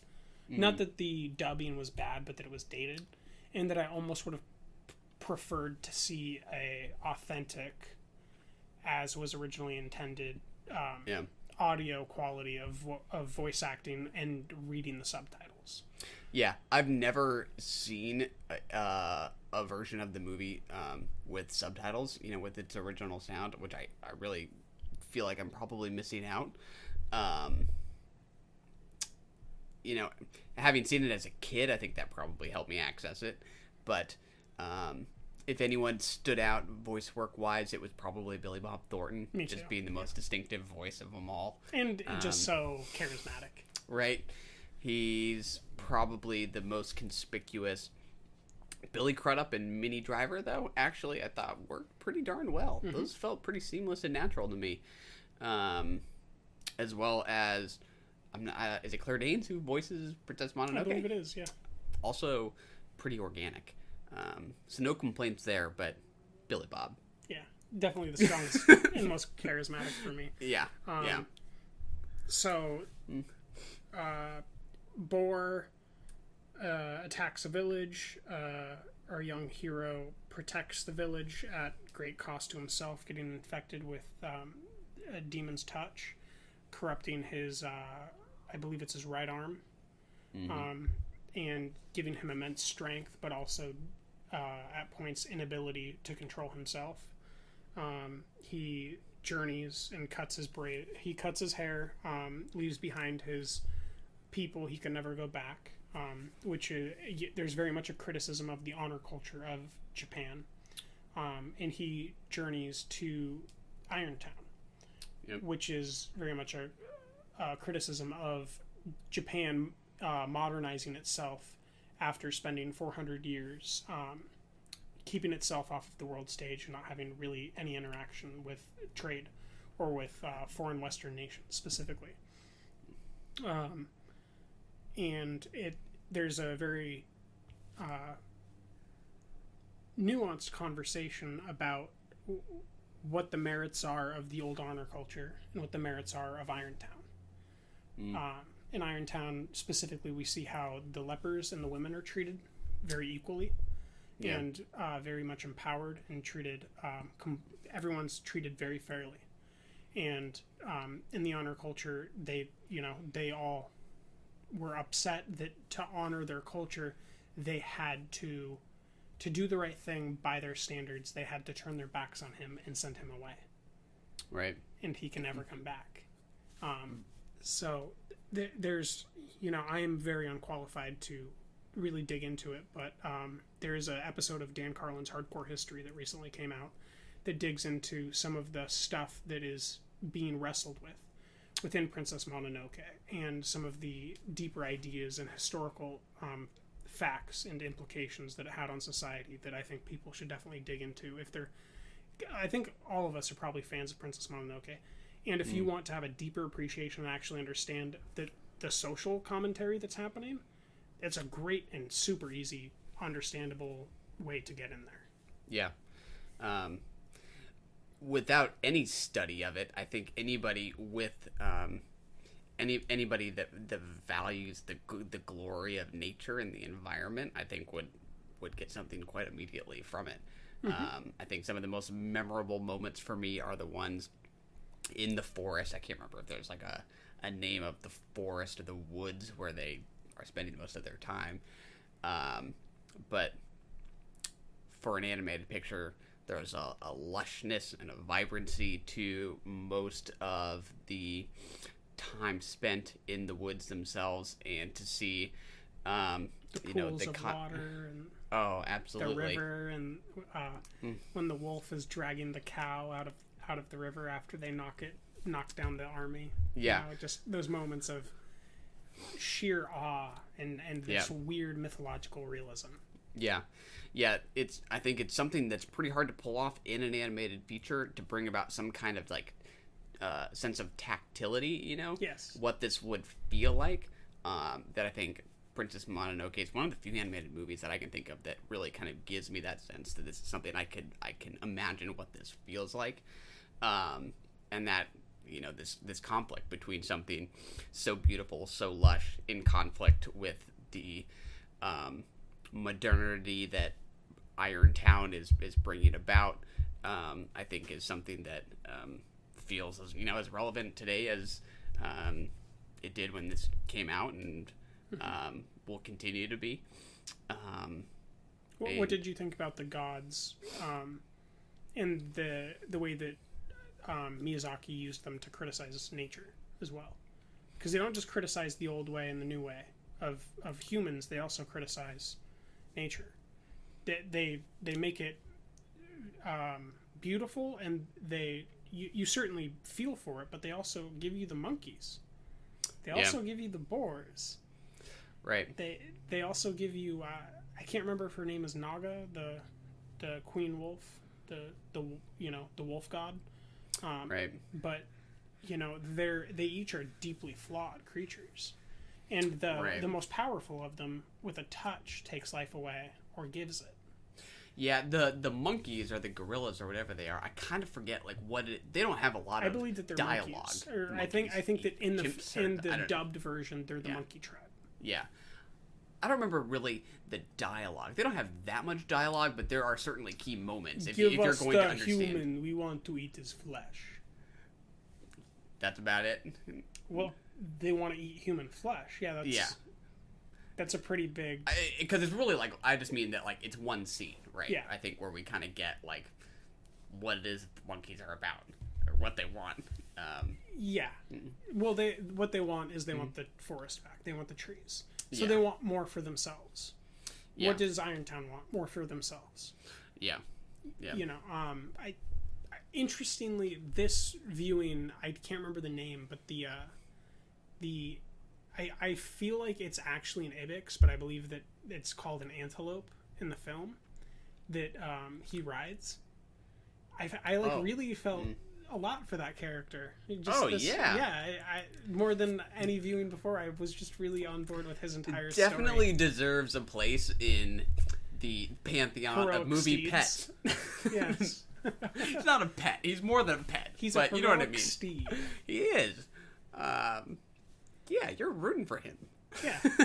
And when he hurts his ankle and he keeps following him anyways. Oh yeah. Oh yeah. How about the romance? I was on board with the romance. It still pulls at my heartstrings like I'm in 4th grade. Yeah. It feels like a timeless romance, right? Yeah. Feels like a timeless movie. Everything about it does. Yeah. It somehow feels kind of like it's from the ancient past and of the present at the same time, right? Yeah, it could be like in 50 years. Yeah. You couldn't convince me that it's impossible for it to happen in 50 years. Yeah. And I think the animation itself is incredible, right? That's why anybody who knows nothing about Japan now, historically, any of the thematic interests. Oh yeah, that's on why display, a young kid can just go, "This is awesome." That's why we watched it, right? I mean, but we were boys and we were like, "Look at him kill stuff!" Yeah. Yeah. These are gods. Look at the wolf god. Yeah. That girl got shot in the face, but she was wearing a mask, so she's alive. This is awesome. It's pretty vivid. Yeah.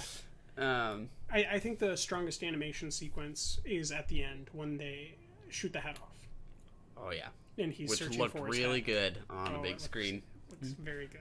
Yeah. What'd you think of that animation though when he's looking for his head? Great stuff. I was on board 100%.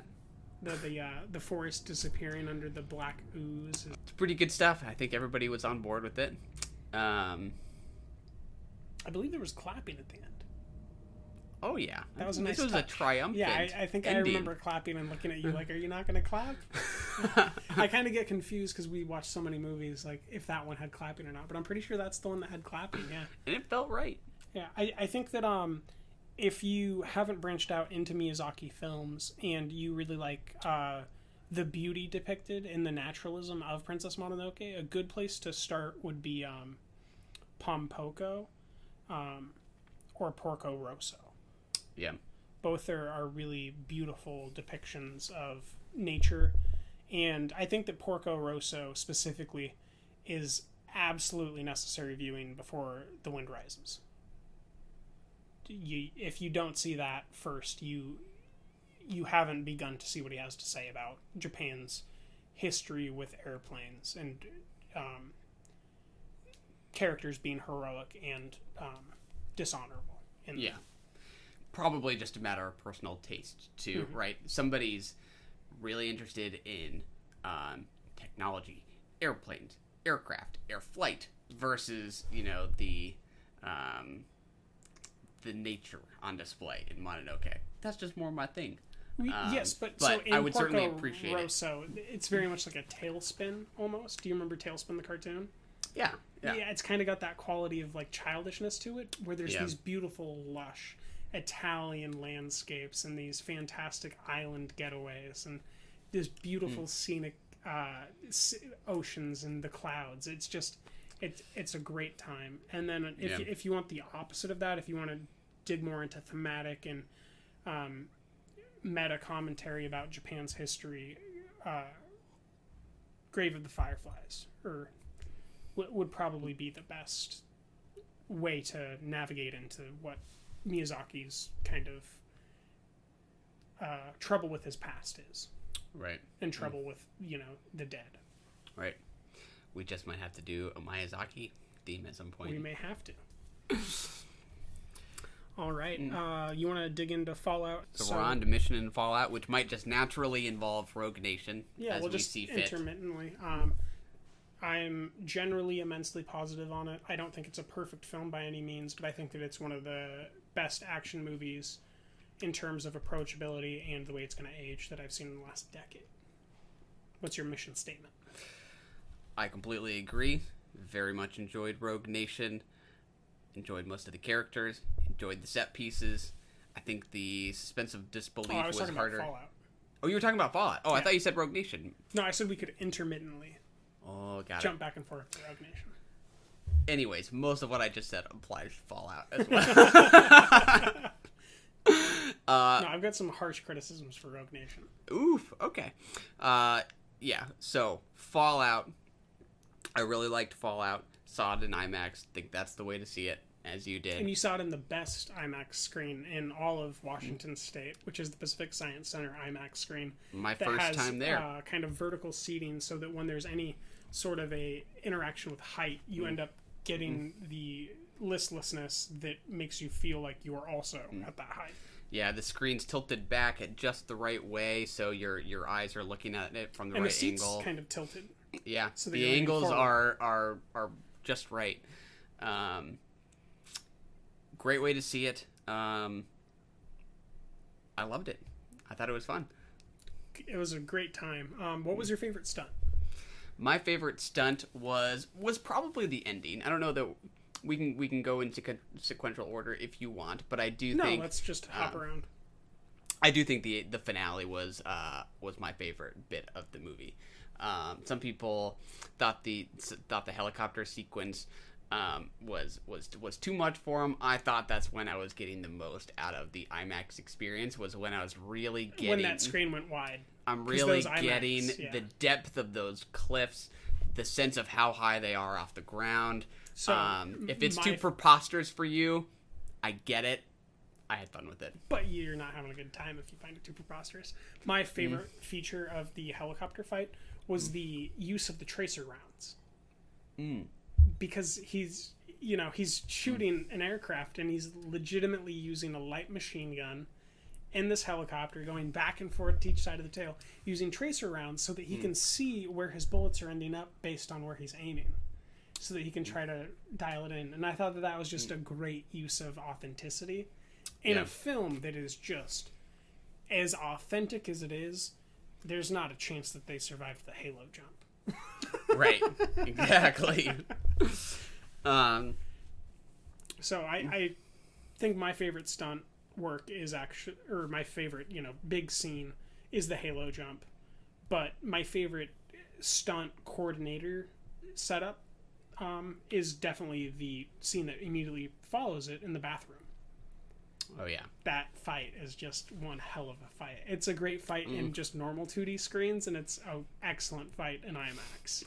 It is good. That's when you first sort of get a sense for why Henry Cavill's character's boss calls him a hammer, right? You get his blunt strength, his just sheer force, and he's a scalpel. I use a hammer. Great line. It proves to be true. The sound is good. Every punch just sounds like it hurts. Doesn't just look like it's something you're gonna feel a day later. And on the first and second viewing, I didn't even have the time to notice if the sound effects didn't sound real. There's some movies I've watched recently where knowing how fake the sound effects sounded really bothered me. And I'm sure that could be true in this, but it's so seamlessly edited in that it just accentuated every strength that it had instead of taking it away in any way. There actually were, for me, there were a couple of moments where I thought that it did seem out of place. Just one example that comes to mind was Henry Cavill. I couldn't tell you where in the film this was. He pulls a knife out of a cloth sheath, and there's a shing kind of sound. Is there when he stabs Alec Baldwin? Could be preceding that. When he pulls the knife out for the foreshadowing scene. Yeah. Oh, I bet you're right. I just didn't notice it because I was busy wondering why they were showing me that. Yeah, exactly. I was like, this is so out of place. We put this but here. That is really like one of the last kinds of things that's like gonna turn me off from a movie. Is whether that's your best right. criticism. That's all I got. This is a very good movie. I'm gonna hack a star off for that. That one caught my eye, but it's like that kind of stuff I could kind of care less about. So I still like the sound of it. Let's dig in. You gave it a 4. I gave it a 4.5. Why the 4? Or did you raise it? It's still a 4. So I can talk you into it, is what you're saying. I think you could. I think the question that I keep kind of having for myself, I mean, there are a couple of kind of specifics that we could get into. Okay. As we talk, I guess kind of the broader question that I think Keith Ulick also kind of had He's a very good critic. Yeah, I haven't read his review. I just kind of heard that he was maybe one other dissenting opinion. I like this overall. I'm not a dissenting opinion, but his question was, this craftsmanship is great, but in service of what? Is there something what's beneath this craft that makes this resonant? I would say that that's a worthy criticism of film, but there's also a juxtaposing question that is just as good, which is, did a lot of people find pleasure, joy, and escapism in this film? And I think that question, the answer is yes. And so you have a decent argument for why the other question is valid, but not necessarily the whole reason why you need to interpret a film. Sometimes a movie is just good escapism, more than a social commentary. There are movies that do both, and those are incredible films, and we'll talk about them in 20 years and want to revisit them. But this is something where you can't wait to ask your dad what he thought about it. Right. This is one of those movies. This is Pirates of the Caribbean, Curse of the Black Pearl, where you're just waiting to talk to your dad or your brother or whoever the guy is in your family, or a close friend who just likes to zone out and watch movies that just let him have some moment of escapism because he needs it, because he's got a boring job or he works really hard and he just kind of needs something to have fun. And this is one of those things that just really brings about fun. And there's probably a decent argument that, I mean, Ving Rhames is my favorite supporting actor in the entire film. He's good. I would certainly love to have more of him, but I think that having less of him accentuates his performance when he's on the screen. Kind of like the Ben Foster, always at the heels. You're always wondering where Ving is. And he is the entire crux of how the film is built. The film is not a film without Ving Rhames' character in the very beginning. What do you think the social commentary question that Keith is posing has to, or the worth that the picture brings to people's conversations right now? Where do you think that lands in this dichotomy? Well, I think if you have films that can be both entertaining, and feel like sheer escapism, yet upon closer examination have ideas worth contemplation, it's easy to want to give that kind of film a deeper respect or a higher rating, if that's how you want to evaluate a film, versus a movie that is perhaps equally entertaining but that lacks any emotional backbone or interest idea-wise. I'm thinking about Spielberg. Let me ask you a question just to follow. So you're saying that there's no emotional, or are you saying that Keith didn't think that there's an emotional backbone, or that you didn't?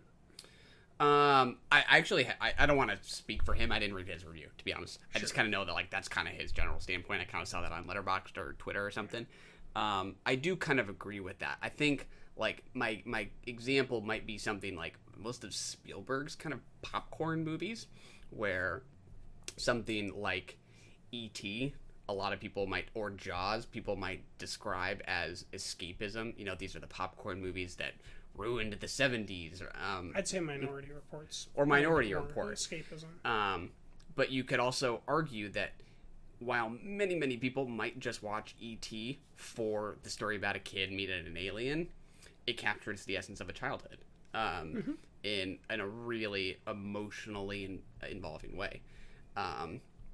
I don't think I will remember anything about Mission Impossible Fallout other than its craft 10 years from now. And that's okay. I do think there is great value in just great craft, great form. That's part of what movies are about. That's not a bad thing, but I do think there's something about a movie that manages to do both. I don't think there's as much sort of beneath the surface here that's really letting me connect with it, in a deep way. That's understandable. I have been a long-time Ving Rhames fan, and this is the first huge film that he's ever been the reason why a plot happens the entire time, where he's been the most immensely respected character by everyone on all sides, basically.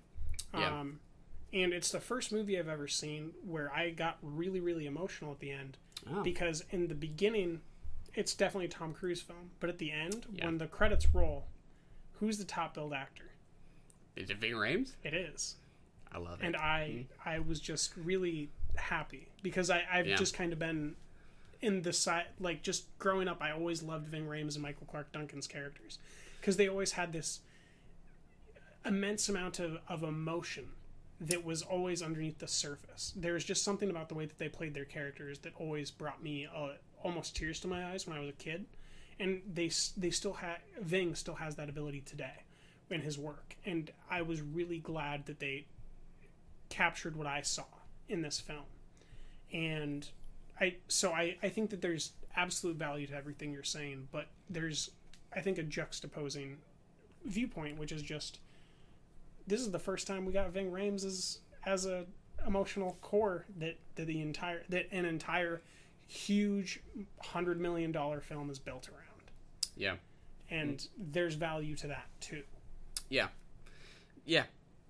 I think that makes complete sense, and I think if there is anything at the heart of it, more, that you could describe a little more broadly than Ving Rhames himself, it's friendship, right, between these guys. Yes. And I think like that deserves attention for sure. It does. And something that that's been earned over this franchise, right? 100%. Simon Pegg's character entered, I think, in Mission Impossible 3. Yeah. Same as Michelle Moynihan. Right, exactly. And we've Abrams. been with these characters for a few movies feature now. Film. In the last one, in Rogue Nation, Simon Pegg was the character whose life was at stake. Right, he gets captured by Solomon Lane. I don't remember if he's captured exactly, but Solomon Lane's got him towards the end or something, right? For me, there was no stakes there. Ooh, okay. Personally, okay. I knew that Simon was going to be fine because he's Simon, and I knew separately that Tom Cruise loves having him as a producer on his films and loves making films with him. So there's no way he was going to have any risk happen to him. And I think I'd already seen it but didn't remember it, so I just didn't take it seriously. I was more concerned about throwing Lacey out the window. See, so that's the thing, right? Is like, it's sheer fun, it's escapism, it's entertainment, and at the same time we say to ourselves, yeah, but like, I don't take it seriously. Like, that to me, that's like the weird thing about movies like this, right? I took Fallout's chase scenes very seriously in the moment. Mm-hmm. Like, outside, if you asked me before I entered the movie or after I watched the movie, if I knew those chase scenes were absurd and that there's no reason to pay attention to the stakes in them, I would have said, duh. But when you're in there, those engines are roaring, and you're just darting along with them with that great drone camera work, you're just in the moment, and it is escapism, and that's what's fascinating. That escapism can be done so well that there's an argument that all those other things that we've decided about what makes film great, right? Like when we get into Master and Commander, everything we're going to say and that's great about it is going to be nothing that's present in this movie. Yeah. And that speaks to the craft. And I think that the editor, the cinematographer, and the director are just a budding trifecta of action films if they choose to continue on together. The editor and the cinematographer have done relatively nothing outside of this. I kind of did a deep dive into what they've done, and if they wanted to make a trifecta, they could probably, make a good living from studios and make a lot of happy consumers. Yeah. And a lot of happy fathers of film lovers everywhere. Yeah. Yeah, it is kind of fun to, to think about this movie as kind of pushing the boundaries of ridiculousness. You think about that helicopter sequence and... Oh, God. I remember watching the commercial where the helicopter is rolling towards him, and I was like, he's dead. This movie is bullshit if he's not dead. Yeah. The helicopter. Once you're in the movie, you're like, I don't care. He's alive. Right? The helicopter's hanging on by the cable that's, hooked on one rock. It slips, it catches the next rock. Let's not even talk about how CG heavy and terrible that looked, but right? for some reason it didn't matter. It keeps happening. How ridiculous could this be? But it could be a headshot. Right? Like, in a way, like, it's kind of the greatest testament to, like, the magic of movies. Is like, this is so preposterous, and yet I'm totally in it. I'm enjoying it. That the craft can be just that sharp that you buy into it, despite it being so just ridiculous. What was your favorite vehicle choreography? Probably. Or stunt coordination. Let's maybe go through the set pieces, just so I'm not, like, listing what comes to mind. I'm thinking about the motorcycle sequence. Halo jump, yep. Then, which features lightning storm, the harsh landing. Yep. Then we get some really cool stunt choreography with Vanessa Kirby, who is very beautiful and a very good actress in this movie.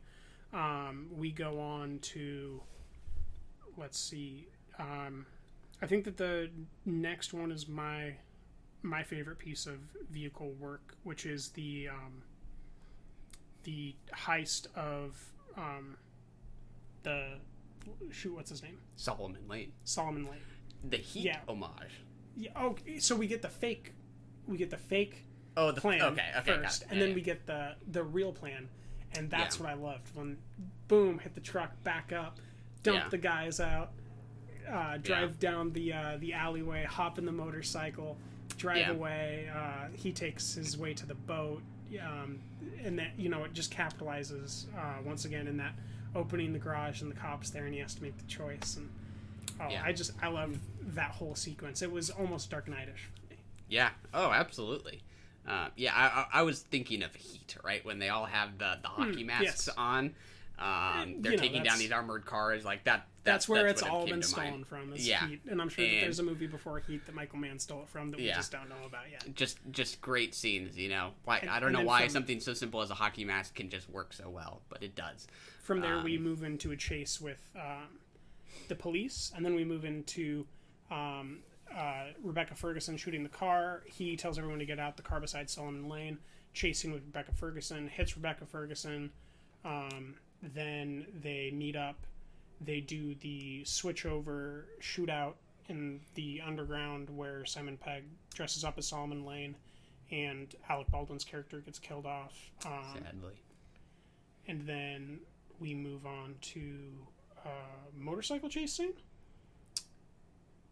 I thought that came previously. No, the motorcycle chase scene was after the alleyway. That's right. Yeah. So then there's is that when he goes to meet back up with Vanessa Kirby and tells her that he has Solomon Lane still, and then Rebecca Ferguson's watching him from across the river, and then they go have a conversation in the middle of the trees. Right. Yes. Okay, so then our next scene would be... What is the next stunt scene after that? Oh, the chase. Him chasing Henry Cavill over rooftops. Oh, yeah. Yes. So we're jumping off buildings. We're out of vehicles until the helicopter now. Yeah. And then we... one of the only continuity errors that I found while watching the second time, when he, after the elevator, when he climbs up onto the roof, there's only one entrance to the rooftop. Yep. And he's approaching from an area that doesn't have the entrance. And directly I'm going to dock it a whole star. Directly to the side is where he would have just come up. But you have to look for it. Good catch. So I like it. The first time I watched it, I was like, where did he come from? It can be distracting. I had to find it the second time. And then we get to Michelle Moynihan, that interaction, and then boom, helicopter. Boom, helicopter. Yeah, I already mentioned the helicopter. I particularly liked Tom Cruise on the motorcycle. Driving at top speed throughout town. This is what, to me, captures what I think of when I think about Ethan Hunt, which is that if he were a superhero, his superpower is just being lucky. Every intersection, he makes it through. The Kind of bad like guys Domino don't. in Deadpool too. Yeah, exactly. The bad guys don't make the light. He makes the light. See, I count that as luck, but also planning ahead. You know, he's In always, certain he's always moments, got that right. thing in his eye where it looks like he knows something that you don't. But that's one of the moments where I feel like he's moving too fast to depend Yeah. on anything else but his luck. His second superpower would be his wit, right? Which is on display in that capture Solomon Lane, and a lot of I would almost moments. say that his wit would be third, and his ability to assess a high stakes situation and eliminate the correct individuals would be his second. It's a Because specific he's one. like, I'm not going to shoot the policewoman. I'm not going to shoot the policewoman. I'm going to shoot everyone, and I'm going to save the policewoman. Yeah, you know, yeah. whatever that Speaking superpower would be. Yeah, speaking of the policewoman, I think that was one of the most affecting scenes was when he shoots the bad guys, but not until after they've shot the policewoman. I believe Film right? Spotting kind of brought up a criticism of that, which is that it makes him into this mythological character instead of like it's not a movie about a character anymore. It's a mythological movie about like almost a demigod. Ooh, yeah. And I was like, yeah, that's why I love it. Yeah. As a strong lover of Troy, that is why I like this movie. Yeah. I could see that. I was they just didn't think that scene worked. No, they liked the movie. There's just a criticism that they're either aware of or also voicing that it's kind of mythologizing this Tom Cruise Ethan Hunt character where he's not even acting anymore. It's just all charisma. I could see that. And I say just go watch, All the President's Men or something. If you go watch The Interview with the Vampire. If you want Tom Cruise capital A acting. That will do it. In terms of some of the specifics that I was maybe less crazy about, I don't think this movie really knows what to do with Tom Cruise and Rebecca Ferguson romantically. I do. I think that the plot of this movie was to not expound on what was done in Rogue Nation. To me, that feels like a possibility that then they just scratched because they didn't know where to go with it. I felt like I was being led in a direction. They didn't expound on the relationship because in Rogue Nation they set up that they're going to be romantically involved. We all know they're going to be romantically involved. Now it's just Jim and Pam. How long are we going to wait? Will they, won't they? Yeah, and they weren't going to give it to us this one because next one we really wonder because he helped her get her job back this one. Yeah. And they had to fight each other. And now they know that they can still love each other after a fight. There's that this BS is line the that fight you could give stage. them. Exactly.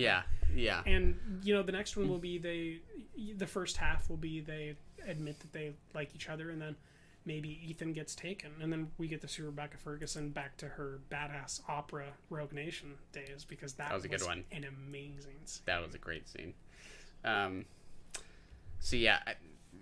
It sounds like you were okay with their chemistry maybe more than me, or what sort of possibilities? No. I just understood the formula at work here. Yeah, but it has to make you feel the formula, right? Well, the formulas exist like they had as emotion a way for each other. The tree scene. Yeah, that's the one I was thinking of. It felt contrived. When he has to hit her. Oh, in the car. Yeah, not in that scene. Yeah. But that's right before that scene, and then she limps off. When she saves him by killing the person that she's there to protect. Yeah. In the beginning, I bought it because they did a slow burn the whole time. The guy had a gun and could have shot Vanessa Kirby or him in the bar scene.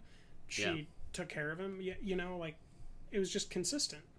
And then Vanessa Kirby wanted Rebecca Ferguson's character at the exchange, and he found a way to not do. It kept working for me. Yeah. Because I understood that the point was to always keep her at the edges. This isn't a movie about her, and I understand. I think I told you to watch Rogue Nation right before you watched it, so you maybe were like, big carryovers. I just watched this. I want more of this. Yeah. And that's not what this is about. They did that Simon Pegg thing in Rogue Nation. Now they're doing the kind of the flip flop with Ving Rhames' character, and the point is to build up the tension between him and Rebecca Ferguson, and then maybe make him the damsel in distress in the next one. Right. Where about halfway through she will have succeeded in saving him, or she'll have to begin saving him. Right. All that makes sense. I just want to feel it more. Like I can't say like I'm looking forward to them getting together. Did you feel much in Rogue Nation? Not really. That's probably why I think both of them get 4s, right? Well, they're not emotional movies, to a great extent. Yeah, but I guess There's I have to believe actors. that there can be a movie that does both, right? That achieves There the level. But that's not this. Right, but that's why they're different scores. The only movie that I personally think did that is unanimously everyone's least favorite, besides mine, Mission Impossible 2. Oh, I loved Mission Impossible 2. I do too, but it's universally despised. Yes. Maybe that's too harsh of a word, but Mission not Impossible appreciated. 3 is by far my least favorite, and I'm a big J.J. Abrams fan, but I don't think that that's a very good Mission Impossible movie, and I think that there's a lot of, Hong Kong action absurdism cinema happening in Mission Impossible 2, but it's great because it centers on Thandie Newton being an emotional character that Ethan Hunt cares about, and makes sacrifices for, and you really believe that she's going through what she's going through. And that was one of the few Thandie Newton roles that I knew about that made me know her ability to act and the depth of character that she can bring.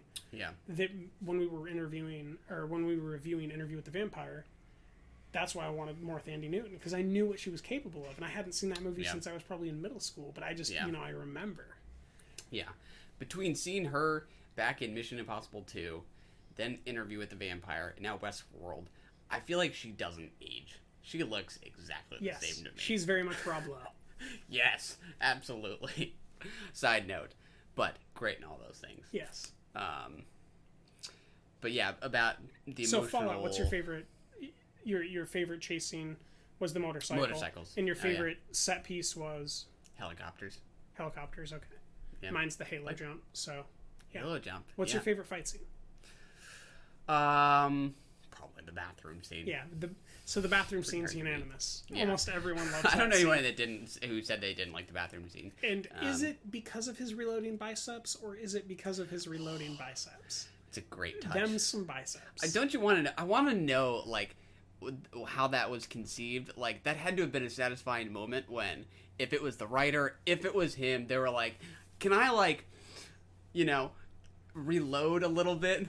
And they're like, yeah, that's a great idea. Can I just stretch these bicep beds? They're a little bit too stacked, bro.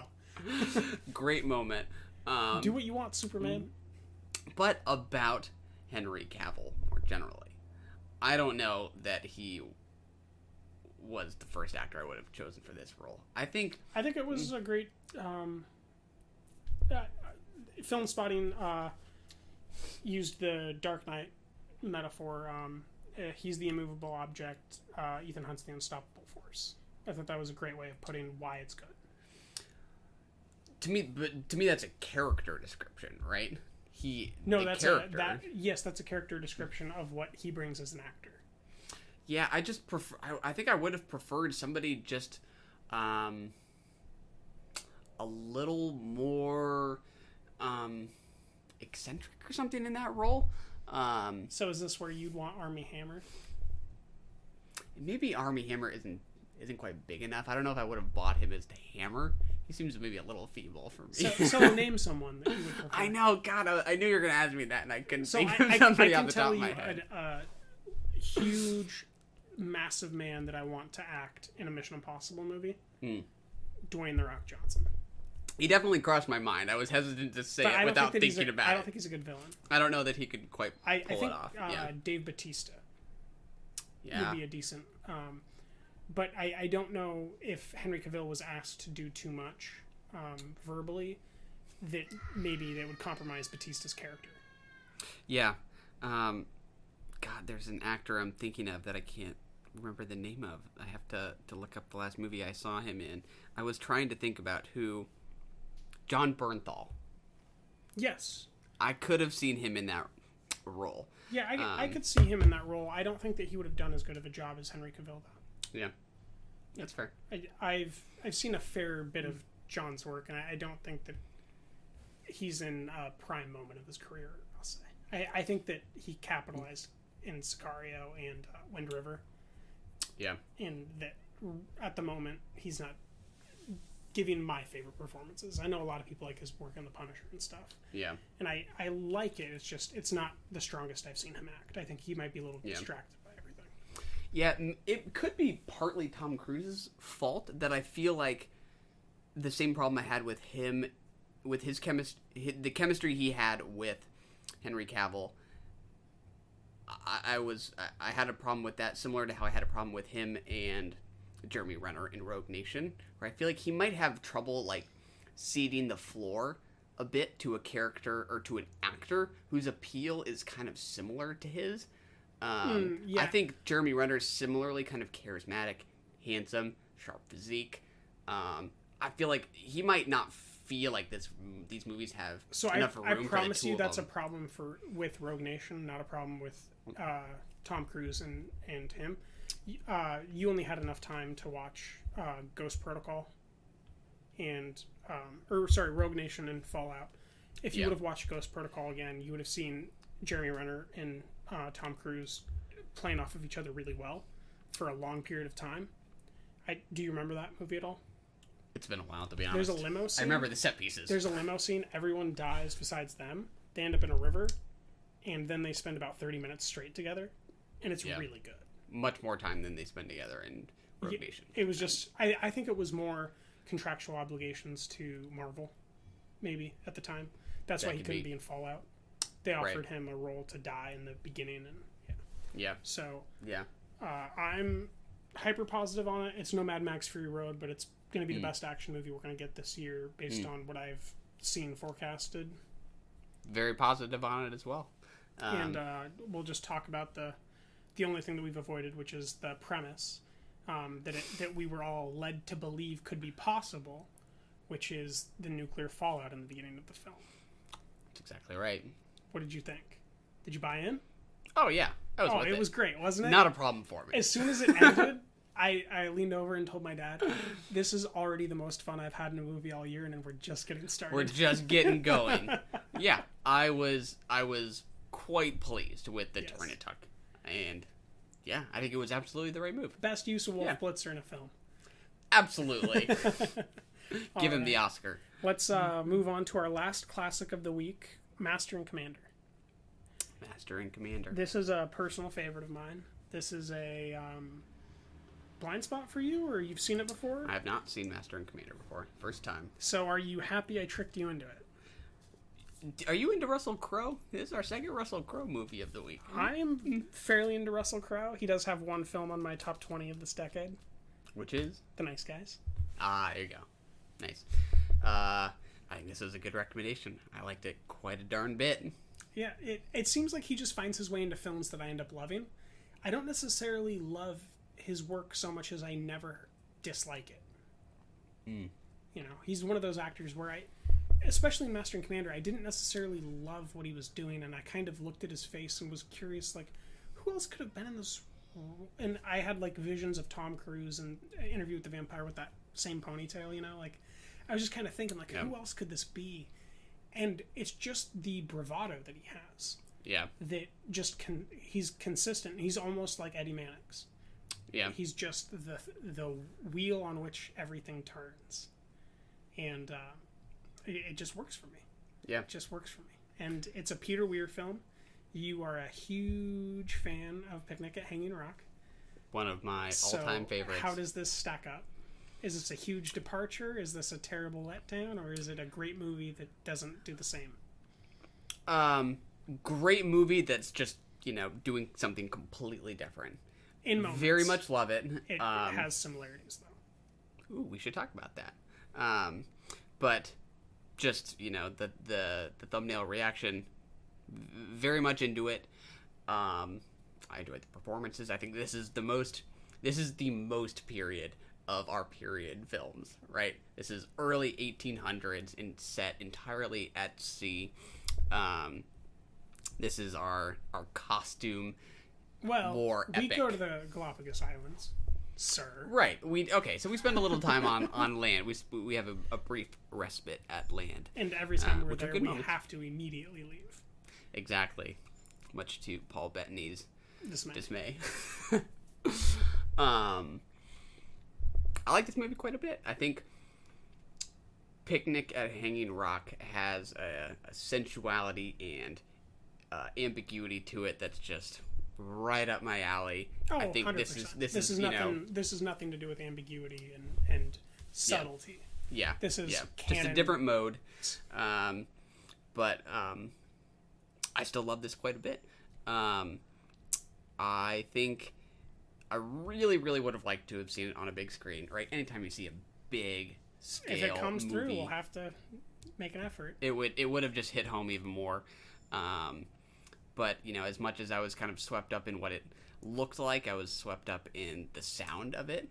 Yes, very good sound design. Right? The thud of every cannon fired, and the sound that really helped bring about the idea of the ship as sort of a living, breathing thing, right? With each creak and moan of the wood of the ship, it just feels like an ache or a pain that you see reflected on these sailors' faces from start to finish, no matter whether they're succeeding or losing in this chase. Which this film also is. It's a chase movie, right? Yes. Yes. It's many start things. To finish, it's a chase of the Phantom. Yeah. That's a great way to put it. But multifaceted was the word that came to mind. Like, I think you could talk about this movie just in terms as a movie about leadership and whether he's a good leader, he's a bad leader, or what kind of leader he is. You could talk about it as a movie about friendship between him and Paul Bettany's character. You could talk about naturalism. Yeah, absolutely. About the, just the area or the era in which it is set, right? About the period details specifically. That's the hardest for me to talk about because I never feel qualified to talk about like what a period film gets right and wrong about a period. Do you have a history degree? No, I Me have neither. So never we're both- studied. I've we're never both studied disqualified. the Napoleonic Wars, but Well, you went to high school. I went to high school, but like that's never been something Yeah. that I just You happened know to something look up. generally in the back of your mind that you Exactly. didn't know. Yeah. But I think all those different facets of it interested me. Yes. It makes it a really rich movie, Yeah, despite it just being about two ships. Gives it dimension as a gem. Yeah. Kind of. So I think that I personally think, and I might be wrong about how you interpret it, but I think that what's unique about The Picnic at Hanging Rock is that it's ethereal. Mm. And I think that this film has certain moments of deep etherealness. I like Specifically when the man who later grabs a cannonball and jumps goes below decks. And everyone salutes him. Yeah. That was very much a Picnic at Hanging Rock for me. I would agree. Okay. Great point. Great connection. So I did feel it, you know what I mean? Like, Yeah. It came back, and the majestic call of the rocky land and the beauty that it held on the Galapagos Islands, I thought was also, similar. And I think that later he kind of goes against what he's communicated in these two films in The Way Back. I have not seen The Way Back. Yes. Tell me about that just like at a high level. So Russian prison camps during communism, 3 men, or it's more than that, but 3 men end up making it out. Mm-hmm. And they walk all the way to either Tibet, China, or the Himalayas. Together? Yes. Okay. And it's the way back to, life. And it's just this incredible journey. And it kind of capitalizes, to use that word again, God. It's the actual theme of the podcast. Yeah, yes, is capital with a K. It really brings out what I think Peter Weir does best, which is he finds a way to depict the way that we experience life in many different eras, in many different places, without trying to give us a forced perspective. He just kind of presents it the way that he sees how to present it, and lets us do what we can with it. And to me, right after I finished The Way Back, the thing that I thought the most was National Geographic should just give him an overall $1 billion deal to just make them movies, because this guy's movies are National Geographic pictures. Yeah. You know, like, it's National Geographic. You want to go to Australia? Picnic at Hanging Rock. You want to go seafaring? I got Master and Commander. You want to go experience the Siberian tundra? We got a Way Back. You know, it's he just knows how to present life in an honest way that doesn't talk down. I think that's what I've noticed overall in his films. Yeah. So I have not seen The Way Back, but I did just by chance in the past week or 2 weeks watch The Truman Show, which I had never seen. Another Peter Weir movie, which you have seen. Yes, it's one of my favorites. And you weren't a fan of Jim Carrey, and it was one of the top recommendations I gave you a few weeks ago to watch if you want to try to appreciate Jim Carrey. I really liked him in it, really liked the movie. But between, the Peter Weir movies I have seen now, The Truman Show, Master and Commander, Picnic at Hanging Rock, these, I don't feel like, relative to other directors, the through line between them, although what you just said is very helpful, I had not thought that the through line between his filmographies, or his films, was super clear. Except that he's just exceptionally good at knowing how to fit form and content, and how to know... Exceptionally good, right? At manipulating a set into a character story. Yeah, with The Truman Show, that all that voyeurism is encapsulated in the cinematography, right? It's all those angles from which you're looking at Truman as if it's from a security camera. Yes. Right? In Picnic at Hanging Rock, this feels something like a dream. It's a completely different mode, but it's completely in sync with what these characters are experiencing, which is something like a fever dream or something surreal. And this cinematography at the end, I don't think that was real. It's kind of how you leave it, right? Right. And then a completely different mode, but that for Master and Commander, but that feels just right for the story he's telling. Which is like, this is 100% real. Yeah, this exactly. is the most real I've ever seen. Yeah, so, he's just the kind of guy that, like, I don't know what kind of scripts he's necessarily drawn to, although what you just said makes a lot of sense, so now maybe I do. But like, I would be comfortable knowing that, like, he was handed just about any script and would know what to do with it, Or to not take it. I think he's very true good too. at I'd love to know what he's turned down, because these are all so different. Yes. I've also, didn't he direct Dead Poet Society? That's one I haven't seen in a long time. But he or the fella who just did the Joaquin Who Can't Kill Don Quixote movie. Oh, Gus Van Sant. Yes. That might have been him. But yeah, anyways. Or it could have been Secondhand Lions, or movies are the one same. Of those. Exactly, they're kind of interchangeable. I think Gus Van Sant did Good Will Hunting. He did, which is similar. He also did that, yes. Similar kind of mode. But yeah, anyways, back to Master and Commander. I loved almost everything about it. I think I gave it a 4. I feel like I'm gonna bump it up. It deserves a 4.5. I think it was partly maybe just trying to be I don't know, critical and not let your appreciation for his other work overwhelm you. Yeah, so maybe it's partly because I loved Picnic at Hanging Rock. It's like I wanted to give it this space or something like that. But I really can't think of that much about this movie that I didn't like. Yeah. I think I just would have felt it even more on a big screen. Epics absolutely always the impact is heightened. Quality. Yeah. The one thing that allows me to get some perspective on it is that it was made the same year, but came out 3 months after The Two Towers. Ooh, yeah. So the quality of CG that he has is not very good. It's a lot better than it was 3 years before that. But, he's not Steven Spielberg. He doesn't get to do whatever he wants. Right. So I'm just picturing the planning and meticulous scheduling that he would have had to do on those studio lots with these ships rocking back and forth and manipulating lighting to get the fans to get the right Like, I just, wow, the craftsmanship, just like in Fallout, is so overwhelming here that I had to pause it to figure out where I could point to that was fake. And it was, I had to pause it and look behind the cabin window, at the skyline, at the light on the skyline, to figure out that that's not the correct light. Yeah. You know, and you didn't notice when it was just the middle of the battle. So it's just great craftsmanship that's aging really, really well. Yeah, yeah. I don't think there's anything in it that won't hold up in a decade. Just gotta hope we get to see it on a big screen again sometime soon.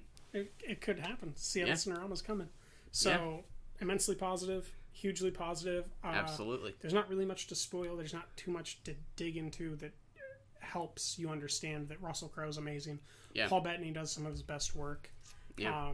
There's a lot of supporting characters that are really important. The ethereal scene is one of my favorite scenes. The action scenes are some of my favorite action scenes in historical cinema. Yeah. It's just beautiful. Probably leave it at that. You got any follow-ups there? Go watch it. It's available for rent. All right. iTunes, Google, all the regular sources. We'll do our weekly recap at the moment of the Sharp Objects HBO limited series. That's right. From the director of Dallas Buyers Club and That's Wild. Right. Absolutely. Jean-Marc Vallée, of course. How could I forget such a complicated name to remember? That's right.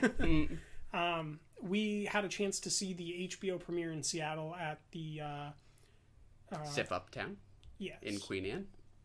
It was fantastic. We got to hear Chris D'Elia. No, not Chris D'Elia. That is a funny stand-up comic. Chris Messina.